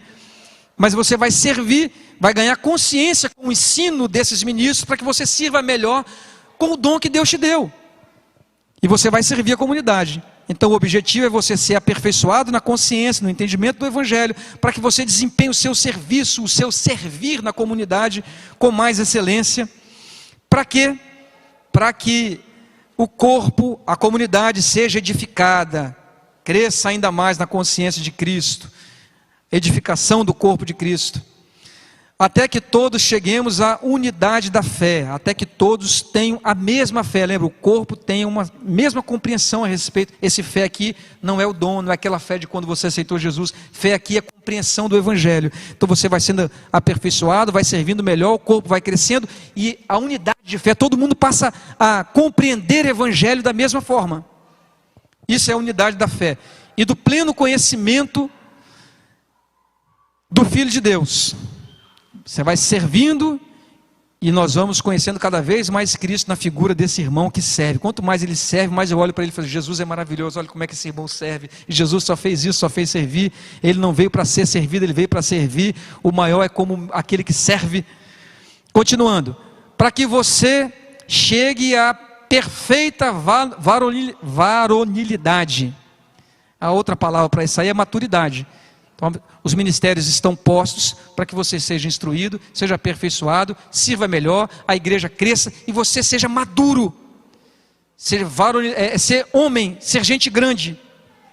Paulo vai fazer uma contraposição a isso já no versículo seguinte, porque muitos são meninos ainda.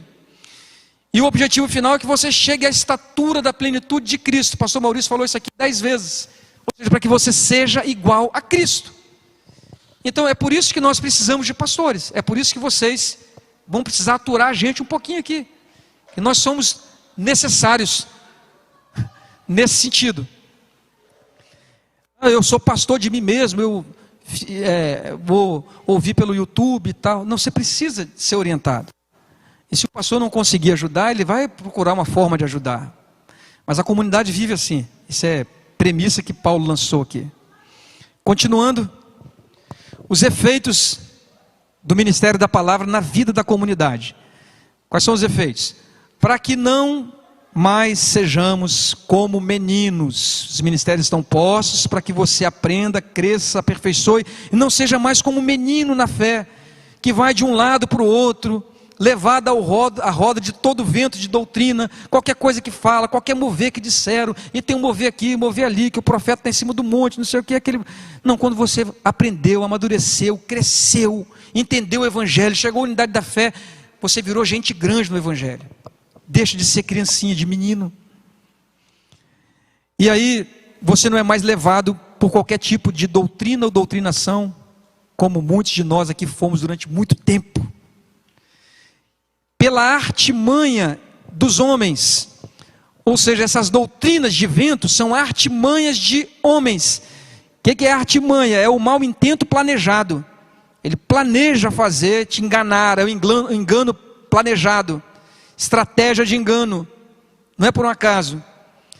E quando nós não compreendemos o que é essa vida em comunidade, quando não estamos sendo instruídos e aperfeiçoando e crescendo e exercitando na comunidade, a gente fica suscetível a esse tipo de investida.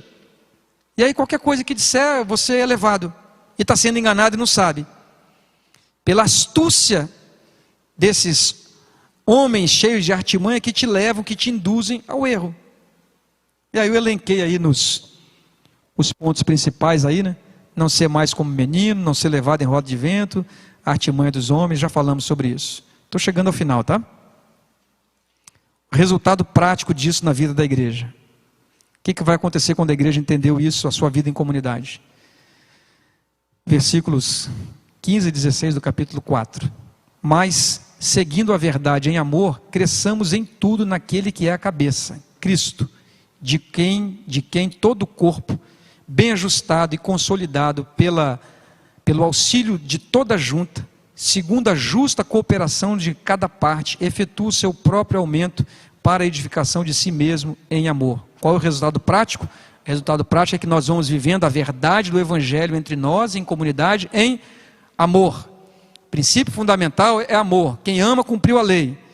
E aí, como resultado prático, nós vamos crescendo em tudo em Cristo, em toda a compreensão. Vamos crescendo em todas as manifestações do Espírito, crescendo espiritualmente, se você preferir assim, crescendo como gente, crescendo como seres humanos, crescendo como filhos, crescendo como pais, crescendo como esposos, crescendo como esposas, vamos crescendo em tudo, virando gente grande. E o corpo de Cristo está aí, o corpo de Cristo vai aumentar, efetuar o aumento a igreja vai crescer em número e vai ser edificada, ou seja, ela cresce em número e cresce para cima. Ela cresce expandindo o reino aqui e cresce para cima na compreensão do reino. Isso se todos os que estão ligados nesse corpo, cada um dos senhores e senhoras que aqui estão bem ajustados, cada um na sua função, uma força de expressão apenas, mas cada um compreendendo bem como pode servir nessa comunidade, cooperando, cada parte cooperando, aí não vai ter outro jeito senão a gente ter que derrubar aquelas paredes, colocar mais cadeiras aqui, fazer o segundo andar, porque a igreja vai crescer para os lados e para cima. Amém, meus irmãos? Eu quero convidar o pastor Maurício para ele estar aqui. Basicamente isso que a gente queria falar sobre essa prática de vida da igreja, mas eu gostaria que os irmãos, se tiverem alguma dúvida, não sei se anotaram, se alguém não anotou, não deu tempo de anotar. Enquanto eles vão anotar, o Fábio vai cantar um louvor. Ótimo. Eu preciso que eu te ajude, não? Pode ajudar se quiser. Tá vendo? Isso aqui é não saber qual é o meu papel, qual é o meu dom, misturando as coisas.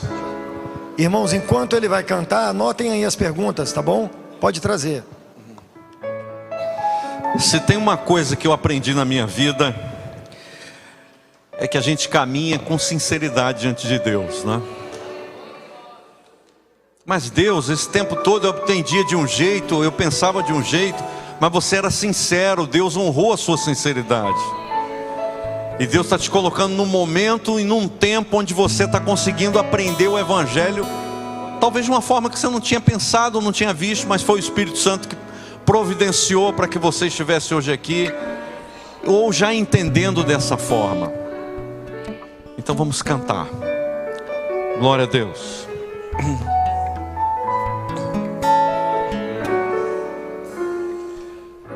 Abre o coração, deixa o Senhor entrar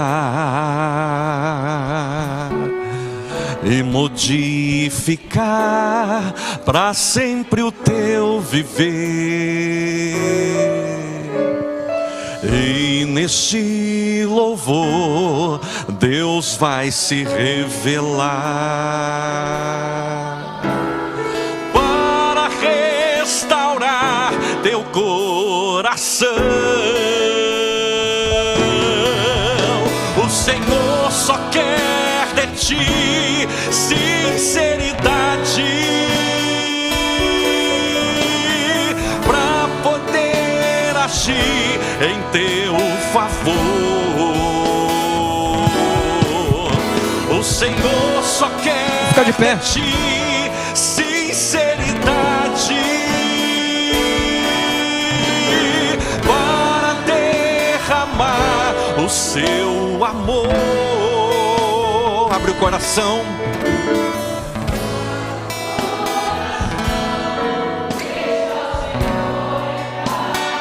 Deixa entrar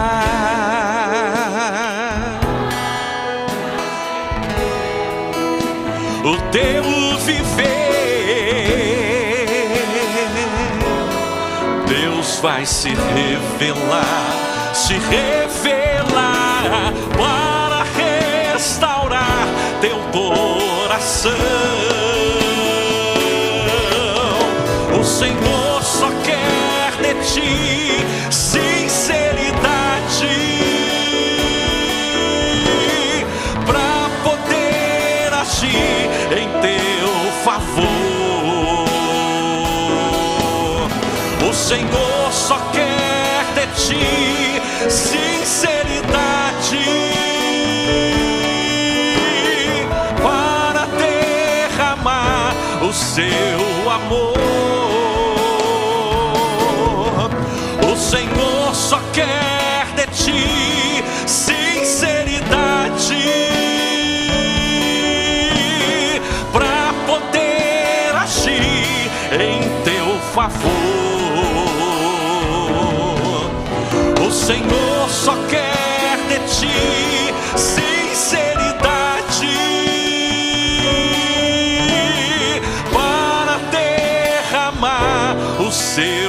amor.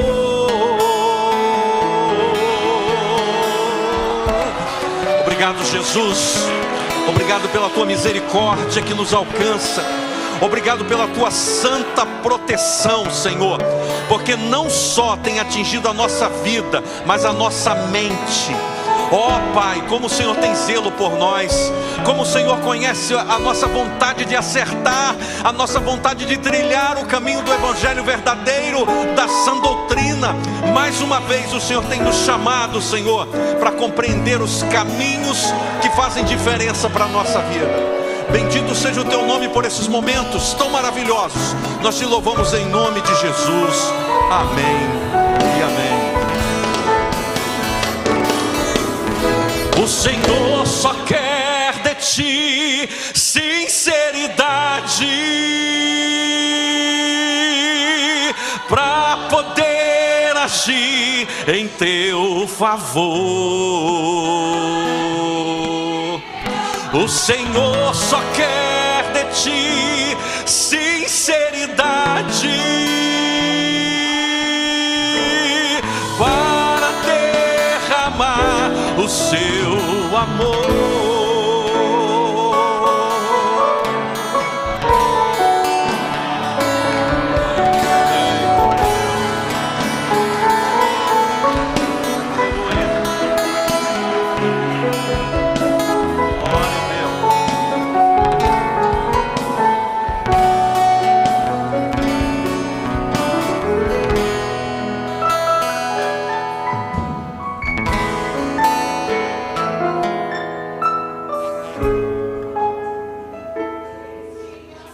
A porta,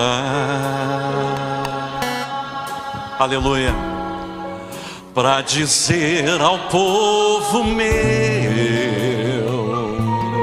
aleluia, entra e vem cear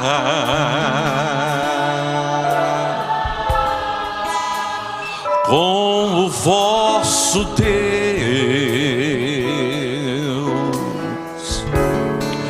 Antes darei-vos novos corpos, povo que tanto sofreu,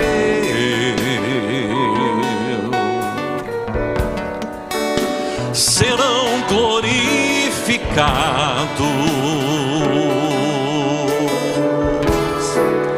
para verem o vosso Deus.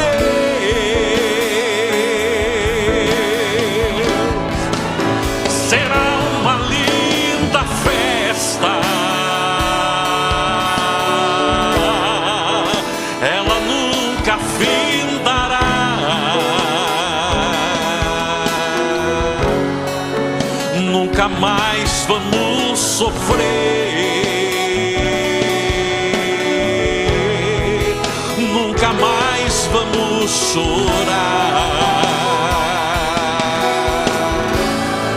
pois ali conosco estará e o veremos face a face. E para sempre vamos adorar o Deus que aqui tanto buscamos. E para sempre vamos adorar o Deus que aqui tanto buscamos.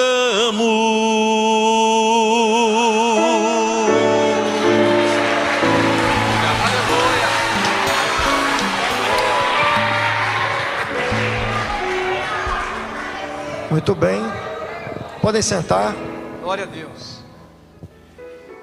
Cadê as perguntas, Patrick? Não? Não tem Ou ninguém entendeu pergunta. nada, ou todo mundo entendeu tudo. Minha pergunta, pastor, quando a gente tem um dom, né? A gente aprendeu que consulta-se a palavra para ver se esse dom é do Senhor. Se o dom é do Senhor, por que a necessidade de consultar a palavra? Essa é a grande dificuldade de você definir se aquela manifestação que foi dita ali é do Senhor ou não. E aí a escola que todos aqui aprenderam é essa de você ir para a palavra e jogar a responsabilidade na Bíblia, jogar a responsabilidade num grupo de 2, 3 irmãos. Jogar a responsabilidade num grupo de 2, 3 irmãos que vão ler um texto e vão dizer se é ou se não é do Senhor. Continua no campo da subjetividade também. Então, a melhor forma de você saber se um dom é ou não do Senhor é o cumprimento dele. No caso desses dons de profecia, de revelação, de sonhos, de visões, essas manifestações tem que se cumprir. Se não se cumpriu, não é do Senhor. Então, era assim que era lá dito no Velho Testamento. Se um profeta disser e se cumprir, esse profeta é do Senhor. Se ele disser e não se cumprir, esse profeta não é de Deus. Então, nós não vamos usar desse expediente de abrir a palavra para saber se é de Deus ou se não é de Deus. Mas nós cremos que o discernimento de espírito também, que é subjetivo, mas essa sensibilidade do espírito para discernir todas as coisas, principalmente se elas estão amparadas na palavra, no Evangelho.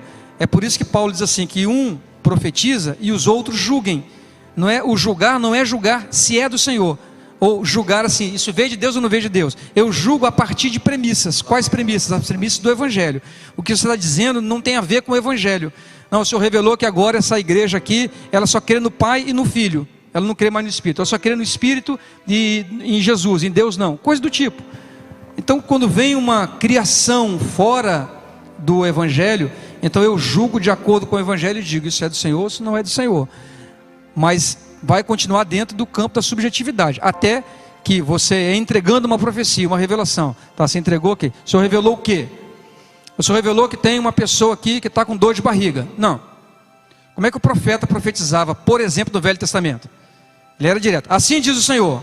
Como foi Ágabo no Novo Testamento a respeito de Paulo. Pegou o cinto de Paulo. Ágabo era um profeta lá no Novo Testamento. Pegou o cinto de Paulo, amarrou as mãos e os pés e falou assim: assim diz o Senhor, assim farão ao varão que é o dono desse cinto.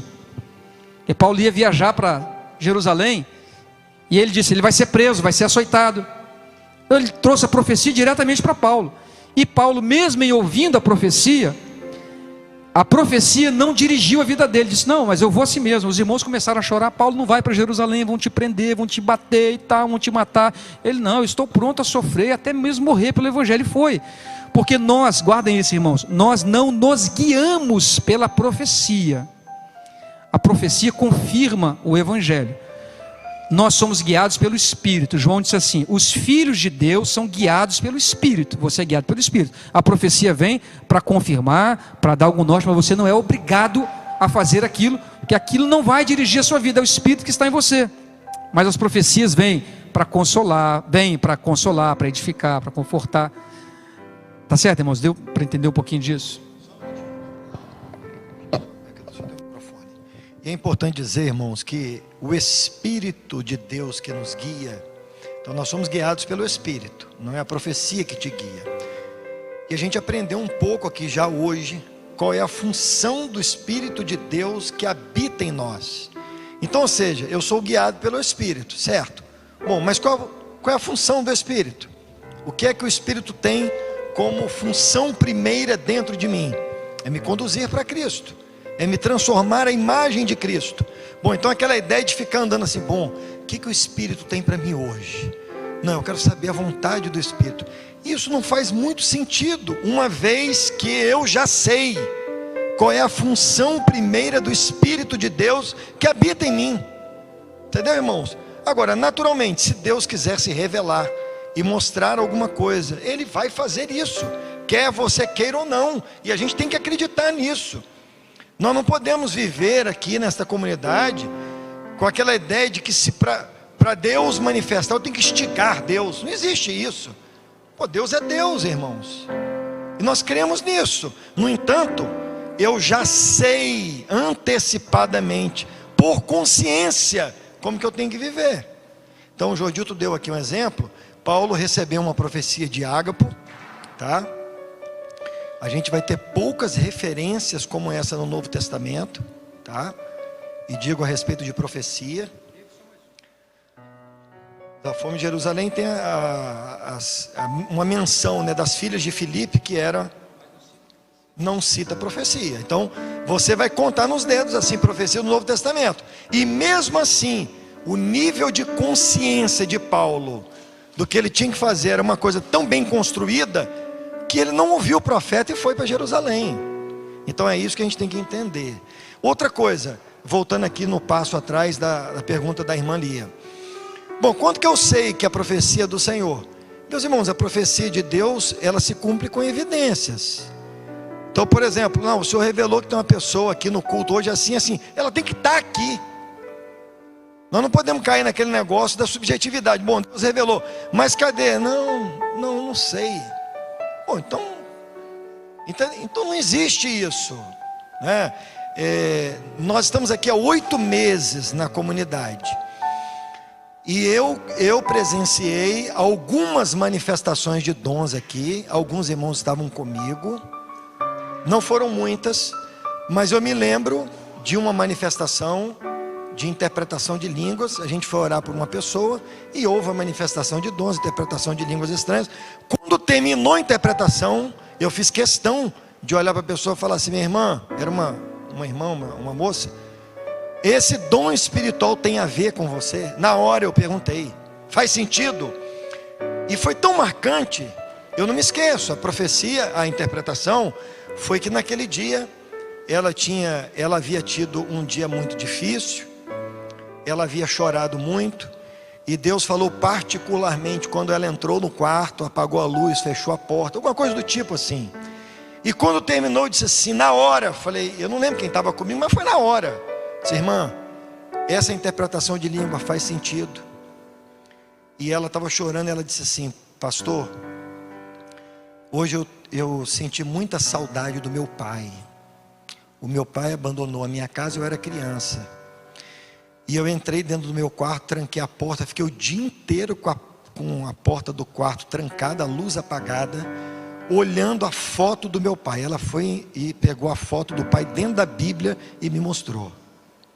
Pastor, queria tirar uma dúvida, porque a questão de ser salvo pela graça, a gente, se crer no Senhor, nós vamos ser salvos. A dúvida que às vezes me perguntam também é a respeito do reino de Deus e salvação. Porque nos evangelhos fala muito sobre reino de Deus. E a questão, eu queria saber se tem a correlação desses dois, se tem também a questão do galardão. Porque as pessoas falam, ser salvo, se é só crer, e ser salvo é fácil. Então só crer, então tá fácil. Só que aí a questão tem diferença entre reino e salvação?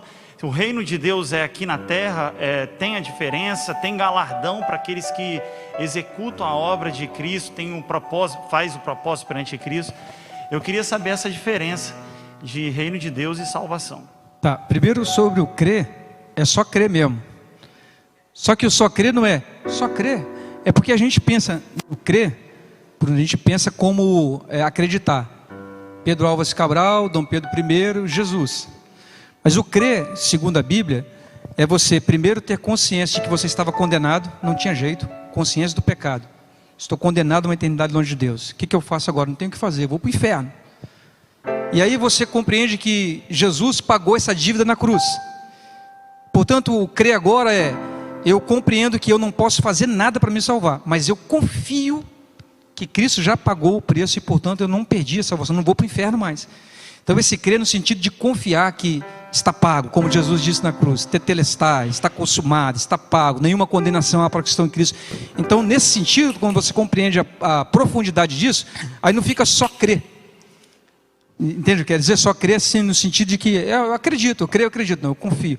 É por isso que a expressão bíblica sempre vai ser no crer. É a mesma origem da palavra fé. Paulo vai dizer isso ao carcereiro, né? Crer no Senhor Jesus será salvo, tu e tua casa. Quem crê será salvo, quem não crê está condenado. Mas é crer em quê? É crer na substituição vicária de Cristo, na substituição que Cristo fez na cruz, no nosso lugar, tomando o nosso lugar. Esse é o crer.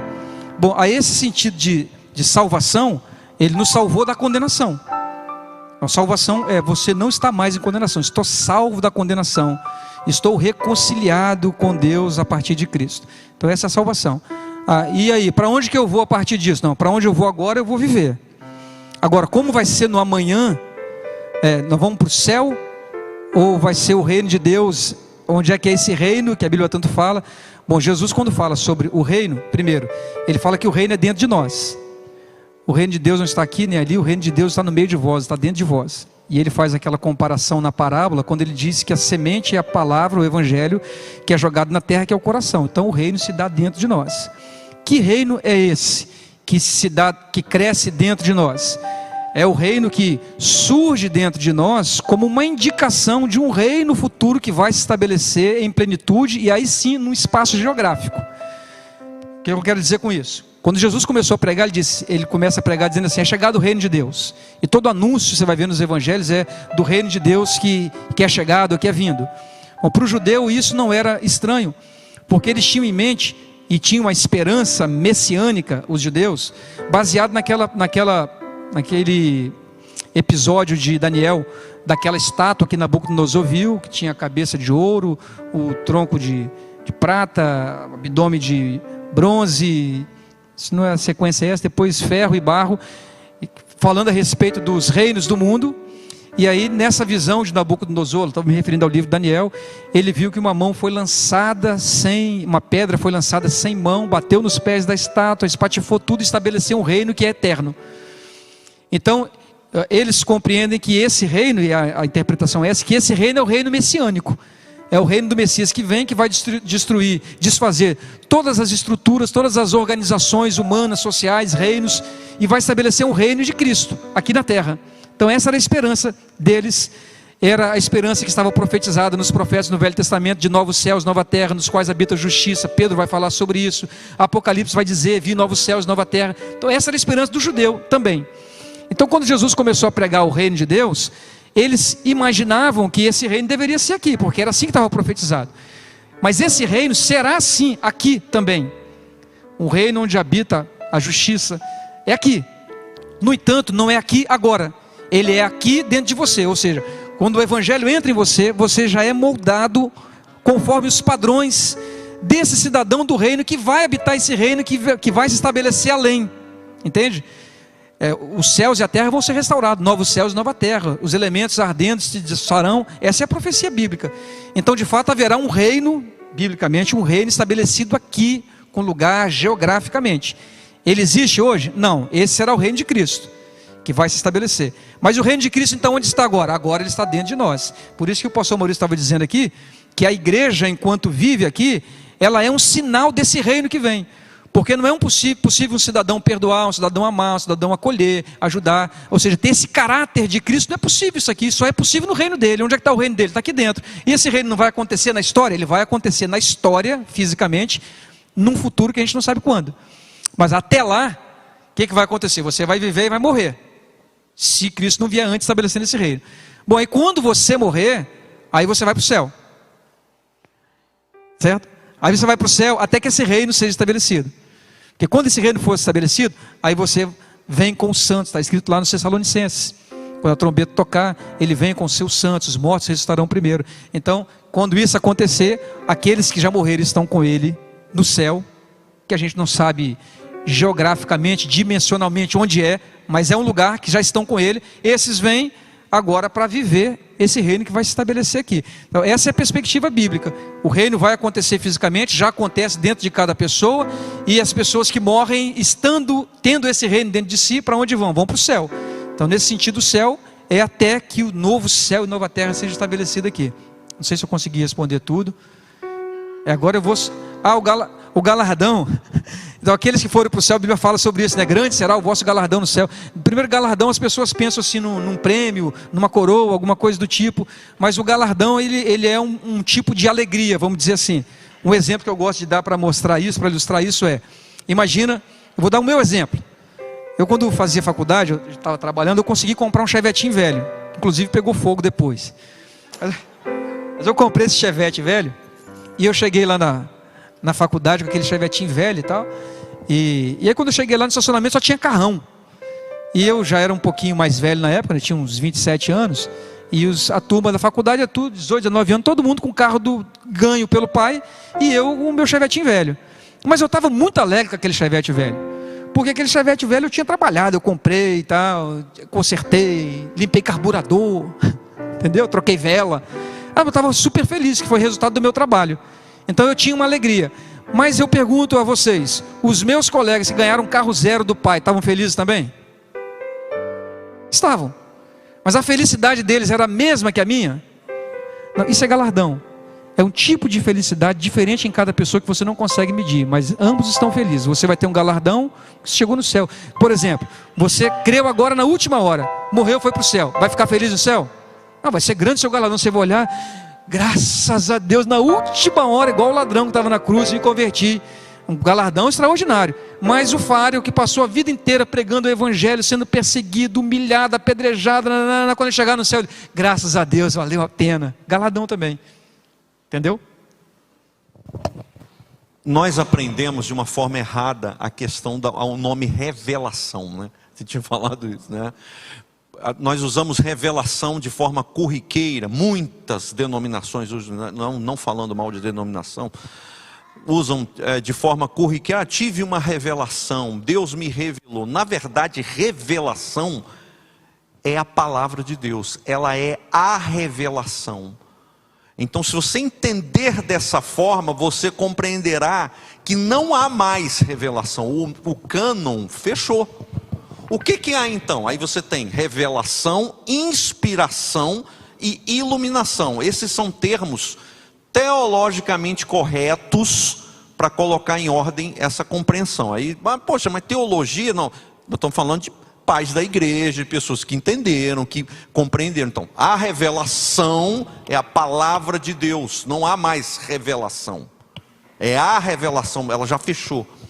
Nós temos a inspiração, que foi aqueles que escreveram a revelação, receberam a inspiração para escrever a revelação que fechou. E hoje, como é que a gente interpreta? Nós temos hoje a iluminação, que é a compreensão da revelação para se colocar em prática. O pastor Fário está falando a respeito da Escritura.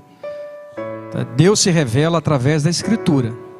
A Escritura é uma revelação de Deus progressiva, desde o Gênesis até Jesus. Deus vem se manifestando, se mostrando progressivamente.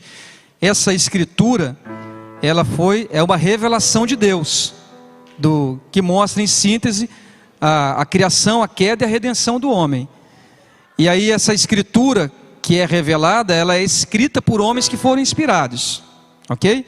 Como que você entende essa Escritura? Aí o Espírito Santo te ilumina o entendimento para compreender a revelação e aplicar a sua vida, nesse sentido. Agora, revelação, pastor Fário, no sentido de Deus revelar sobre a vida da pessoa, em Coríntios está escrito assim: quando vos reunis, cada um de vós tem salmo, tem hino, tem doutrina, tem revelação. E lá está Apocalipse mesmo, né, que é Apocalipse, que a palavra está lá.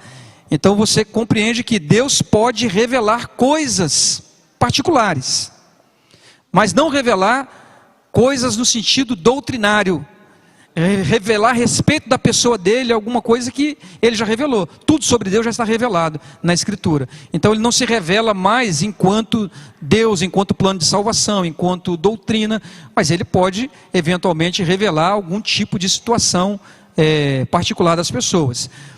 Nesse sentido assim que a gente... Isso acaba sendo um termo muito comum, né? Eu entendo que essa foi a intenção do Fário, do pastor. Ficou um termo corriqueiro, e exatamente para tentar se explicar algum tipo de doutrina sistemática em igreja. Não, a gente faz isso. Entendi. Porque Deus revelou, coisa do tipo, entendeu? Não, como é que é isso aqui? Não, isso aqui foi por exemplo, uma experiência que Deus revelou. Deus revelou uma doutrina nova. Isso aí. Então, o comentário, entenderam, irmãos, o comentário? Nessa linha. Então, ou seja, aquilo que se pode compreender a respeito do evangelho da vossa salvação, a gente vai ter a totalidade disso em Cristo. A supremacia de toda doutrina, de todo ensinamento está em Cristo. Então, ou seja, se Cristo não falou, se Cristo não ensinou, nós não temos interesse. Pastores, de repente pode ser a dúvida de alguns, né? Como fazer para viver a vida sem essa dependência, entre aspas, espiritual? de manifestações espirituais. Vou comprar um carro, preciso de uma manifestação espiritual para confirmar se eu posso comprar esse carro ou não, ou fazer uma viagem. Como é que se vive a vida no Evangelho agora, sem essa dependência dessas manifestações espirituais? Essa pergunta é muito importante. Irmãos, o que a gente precisa entender a respeito dessa pergunta é que o fato de nós termos crido e aceitado a Cristo, isso não faz com que a gente seja ou se torne um extraterrestre na Terra, de maneira nenhuma. Basta você pensar numa coisa: Deus te criou e criou todos os homens para habitar onde? Na Terra. Então Deus te criou para você habitar aqui. Logo, habitar aqui na Terra, viver aqui na Terra, naturalmente fará com que algumas necessidades surjam a partir da sua existência. Você tem que trabalhar, você tem que comer, você casa, você toma sorvete, você pedala, você namora, você joga futebol. Isso são coisas que fazem parte da sua existência. Não quer dizer que agora, porque você aceitou a Cristo, nasceu de novo. Não, eu vou ter que ir embora da existência, de maneira que essas coisas, eu não vou poder mais fazer. Ou então significa dizer que para eu fazer essas coisas, eu preciso pedir a permissão de Deus. Não. O que o Espírito de Deus vai transformar em nós, ou vai modificar em nós, é fazer com que nós nos tornemos um ser humano, gente mesmo, à imagem de Cristo. Então, à medida que eu sou transformado como gente à imagem de Cristo, eu vou adquirindo, Pedro, consciência, maturidade, que permita com que eu tome decisões. E eu preciso entender uma coisa, irmãos, presta atenção. Eu preciso entender uma coisa. Nessa vida, ônus e bônus fazem parte da vida. Mas o que eu tenho que entender é que mesmo quando o ônus acontecer, Deus estará comigo. Então você precisa entender isso. Nós somos seres humanos, nós somos falíveis, somos falhos, temos enfermidades, temos desafios. Pode acontecer de alguma coisa não dar certo, não pode? Bom, mas quando isso acontecer, Deus estará contigo. Então essa consciência, ela precisa ser criada em nós, para que a gente saia desse nível de dependência, de loucura, Irmãos, Jesus disse assim: que homem que antes de construir uma torre não se assenta a calcular os gastos para saber se tem como terminar, para que não aconteça de que, em começando a construir, não consiga terminar e digam dele: esse homem começou a construir e não pôde terminar. O que Jesus estava dizendo? Quando você vai construir, você não vai perguntar a Deus se é para construir ou se é para comprar. Você se assenta e calcula os gastos, como gente vive, como ser humano vive. Consigo construir? São 25 lajotas por metro quadrado. Eu preciso aqui fazer uma casa de 100 metros quadrados. Quanto vai dar? O milheiro do lajota tá? É assim que funciona. Então, gente madura no Evangelho entende isso, que o Evangelho não te torna uma marionete de Deus, que você vive agora teleguiado. Deus tem que falar tudo para você. Deus colocou Adão lá no início, disse: crescei, multiplicai sobre a terra, governai tudo, sujeitai a terra. Vai viver a vida. Agora, por causa da queda, por causa do pecado, você fica doente. Por causa do pecado, você tem problema com o vizinho. Por causa do pecado, você bate de carro. Essas coisas vão acontecer na sua vida. Agora, as decisões têm que ser tomadas por você. E aí tem os ônus e bônus. Você acertou ou você errou. Mas se eu fizer e não der certo, se não fizer e der certo, você corrige e faz o certo da próxima vez. Olha, eu tinha um amigo de verdade. Ele orava por tudo na casa dele, pelos eletrodomésticos, pela cama, tudo que entrava na casa dele ele orava. E ele queria me ensinar isso. Ele era muito meu amigo. Tudo que entrava ele orava, pelo liquidificador, televisão e tal. E ele queria me ensinar a fazer isso. E eu disse: para que você está fazendo isso? Não, para durar mais. Aí eu disse: não, mas e o dia que quebrar? Porque vai quebrar, porque isso tem vida útil. E no dia que parar de funcionar, o que você vai me explicar a respeito de Deus? Porque se eu estou orando para durar mais, é porque eu acho que Deus vai fazer durar até o fim da vida. E na hora que quebrar, o que eu vou dizer de Deus? Aí ele não soube me responder. Eu disse, olha, então eu não vou fazer isso. Porque essas coisas, elas têm prazo de validade. Então a gente precisa entender, irmãos, que nós, como seres humanos, vivemos numa existência com um tempo de existência contado. Pastor Maurício, o problema é que as pessoas foram acostumadas a não assumirem responsabilidades. O cristianismo, desculpe a expressão, tornou todo mundo criança, menino. Criancinha que não sabe o que fazer, pergunta para o pai, papai, eu posso? É isso que o cristianismo fez. E muito a reboque desse tipo de compreensão que o Pedro colocou ali. Tudo tem que ter o místico, o sobrenatural. As pessoas não fazem nada. Então elas foram infantilizadas no Evangelho. Um irmão me ligou há algumas semanas, falou, pastor, queria que você me ajudasse. Eu passei num concurso lá em Goiás para trabalhar lá num presídio, alguma coisa do tipo, ser delegado, alguma coisa do tipo. Eu queria saber do senhor se é para eu ir. Eu falei, não, eu acho que não é para ir, já estou te respondendo, não é para ir. É para você continuar desempregado, dependendo da sua mãe, pedindo dinheiro emprestado para ela, entendeu? Eu falei, cara, não tem sentido. Ele, pastor, você está falando sério? Eu falei, claro que não. Cara, é para você ir logo. Mas, pastor, eu estou com medo, se eu for e não der certo. Eu falei, se você for e não der certo, volta. É simples, irmãos. Compra passagem e volta. Compra passagem e volta, faz as malas e volta, pronto. E vai ver outro emprego em outro lugar. Mas as pessoas estão querendo transferir a responsabilidade para Deus. Como elas não têm essa intimidade toda com Deus, aí jogam para o profeta. E o profeta que quer dominar você, te entrega a revelação para você ficar dependente dele. A Bíblia diz assim, que onde você pisar a planta do seu pé, será seu. Onde você estiver, você é filho de Deus. Tem lugar no mundo que é amaldiçoado. A Bíblia diz que tudo é nosso, nós somos de Cristo e Cristo de Deus. Então, temer o quê? Só para exemplificar o assunto, assim, no ramo de tomar decisões que os pastores explicaram bem, acredito que tudo esteja pautado na Bíblia. No plano existencial é só olhar para Cristo e conhecer a Bíblia. Vou dar um exemplo. Eu tinha muita dificuldade nisso, né? Como tomar decisões segundo a vontade de Deus. Porque, de fato, é o exemplo que o pastor falou. Pensa numa criança, ela não sabe escolher a roupa que ela veste.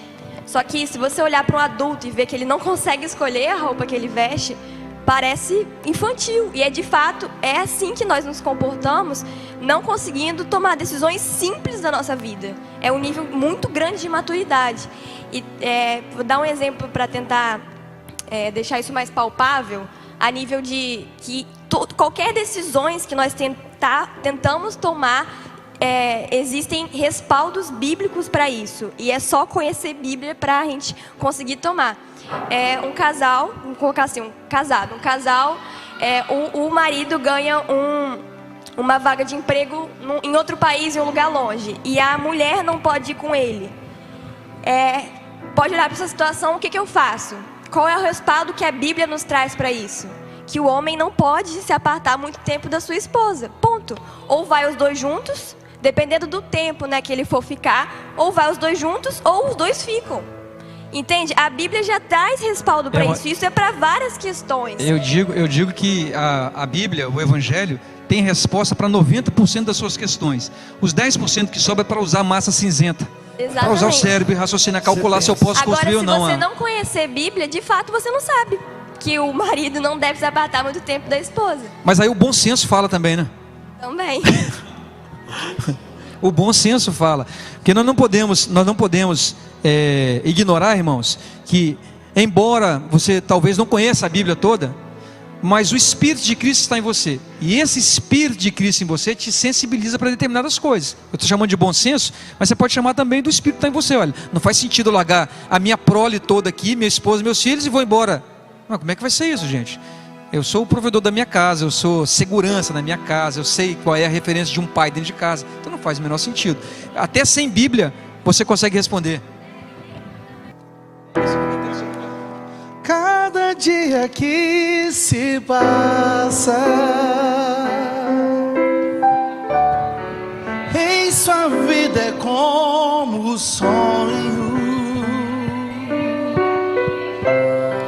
Toda porta está porta fechada.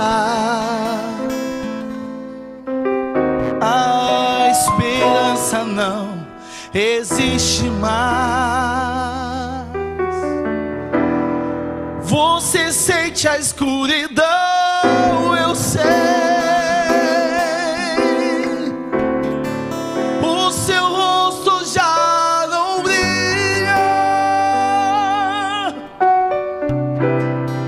Você está sofrendo tanto.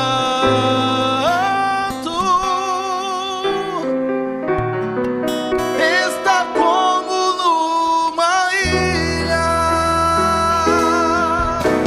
Se você perdeu tudo aqui, menos a fé em Deus. Se você perdeu tudo nesta vida, menos a fé, você não perdeu nada.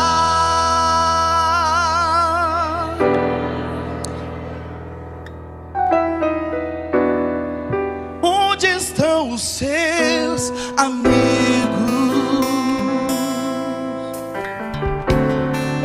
Um a um já se foram.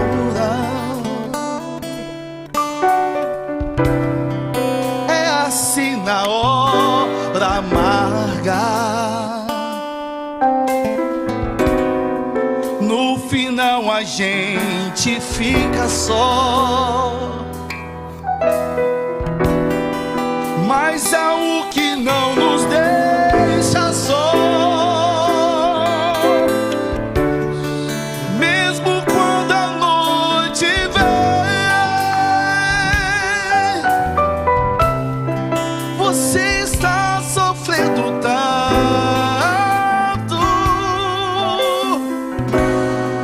Está como numa ilha.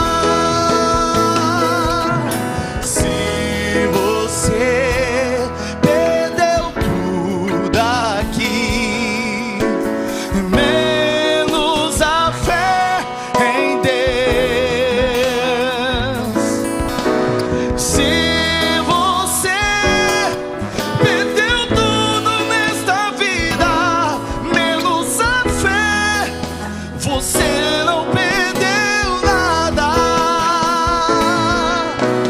Se você perdeu tudo aqui, menos a fé em Deus.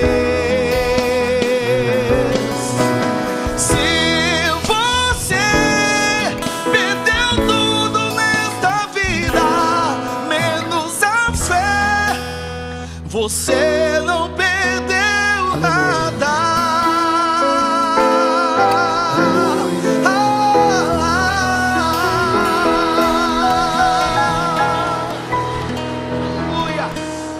Pai Santo, te bendizemos, te louvamos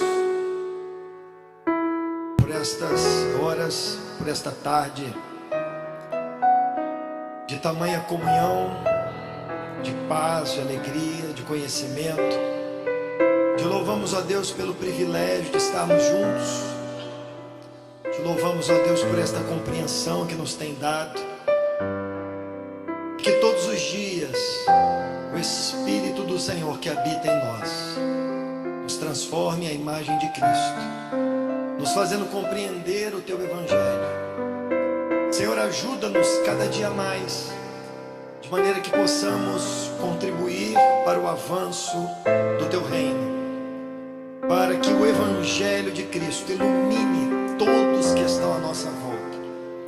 Quero Te louvar, ó Deus, por cada irmão que veio, que dedicou o seu tempo, que participou conosco, que sorriu, que abraçou, que desejou o bem. Isso nos faz bem, Senhor. Isso é a nossa riqueza. Continua conosco, em nome de Jesus.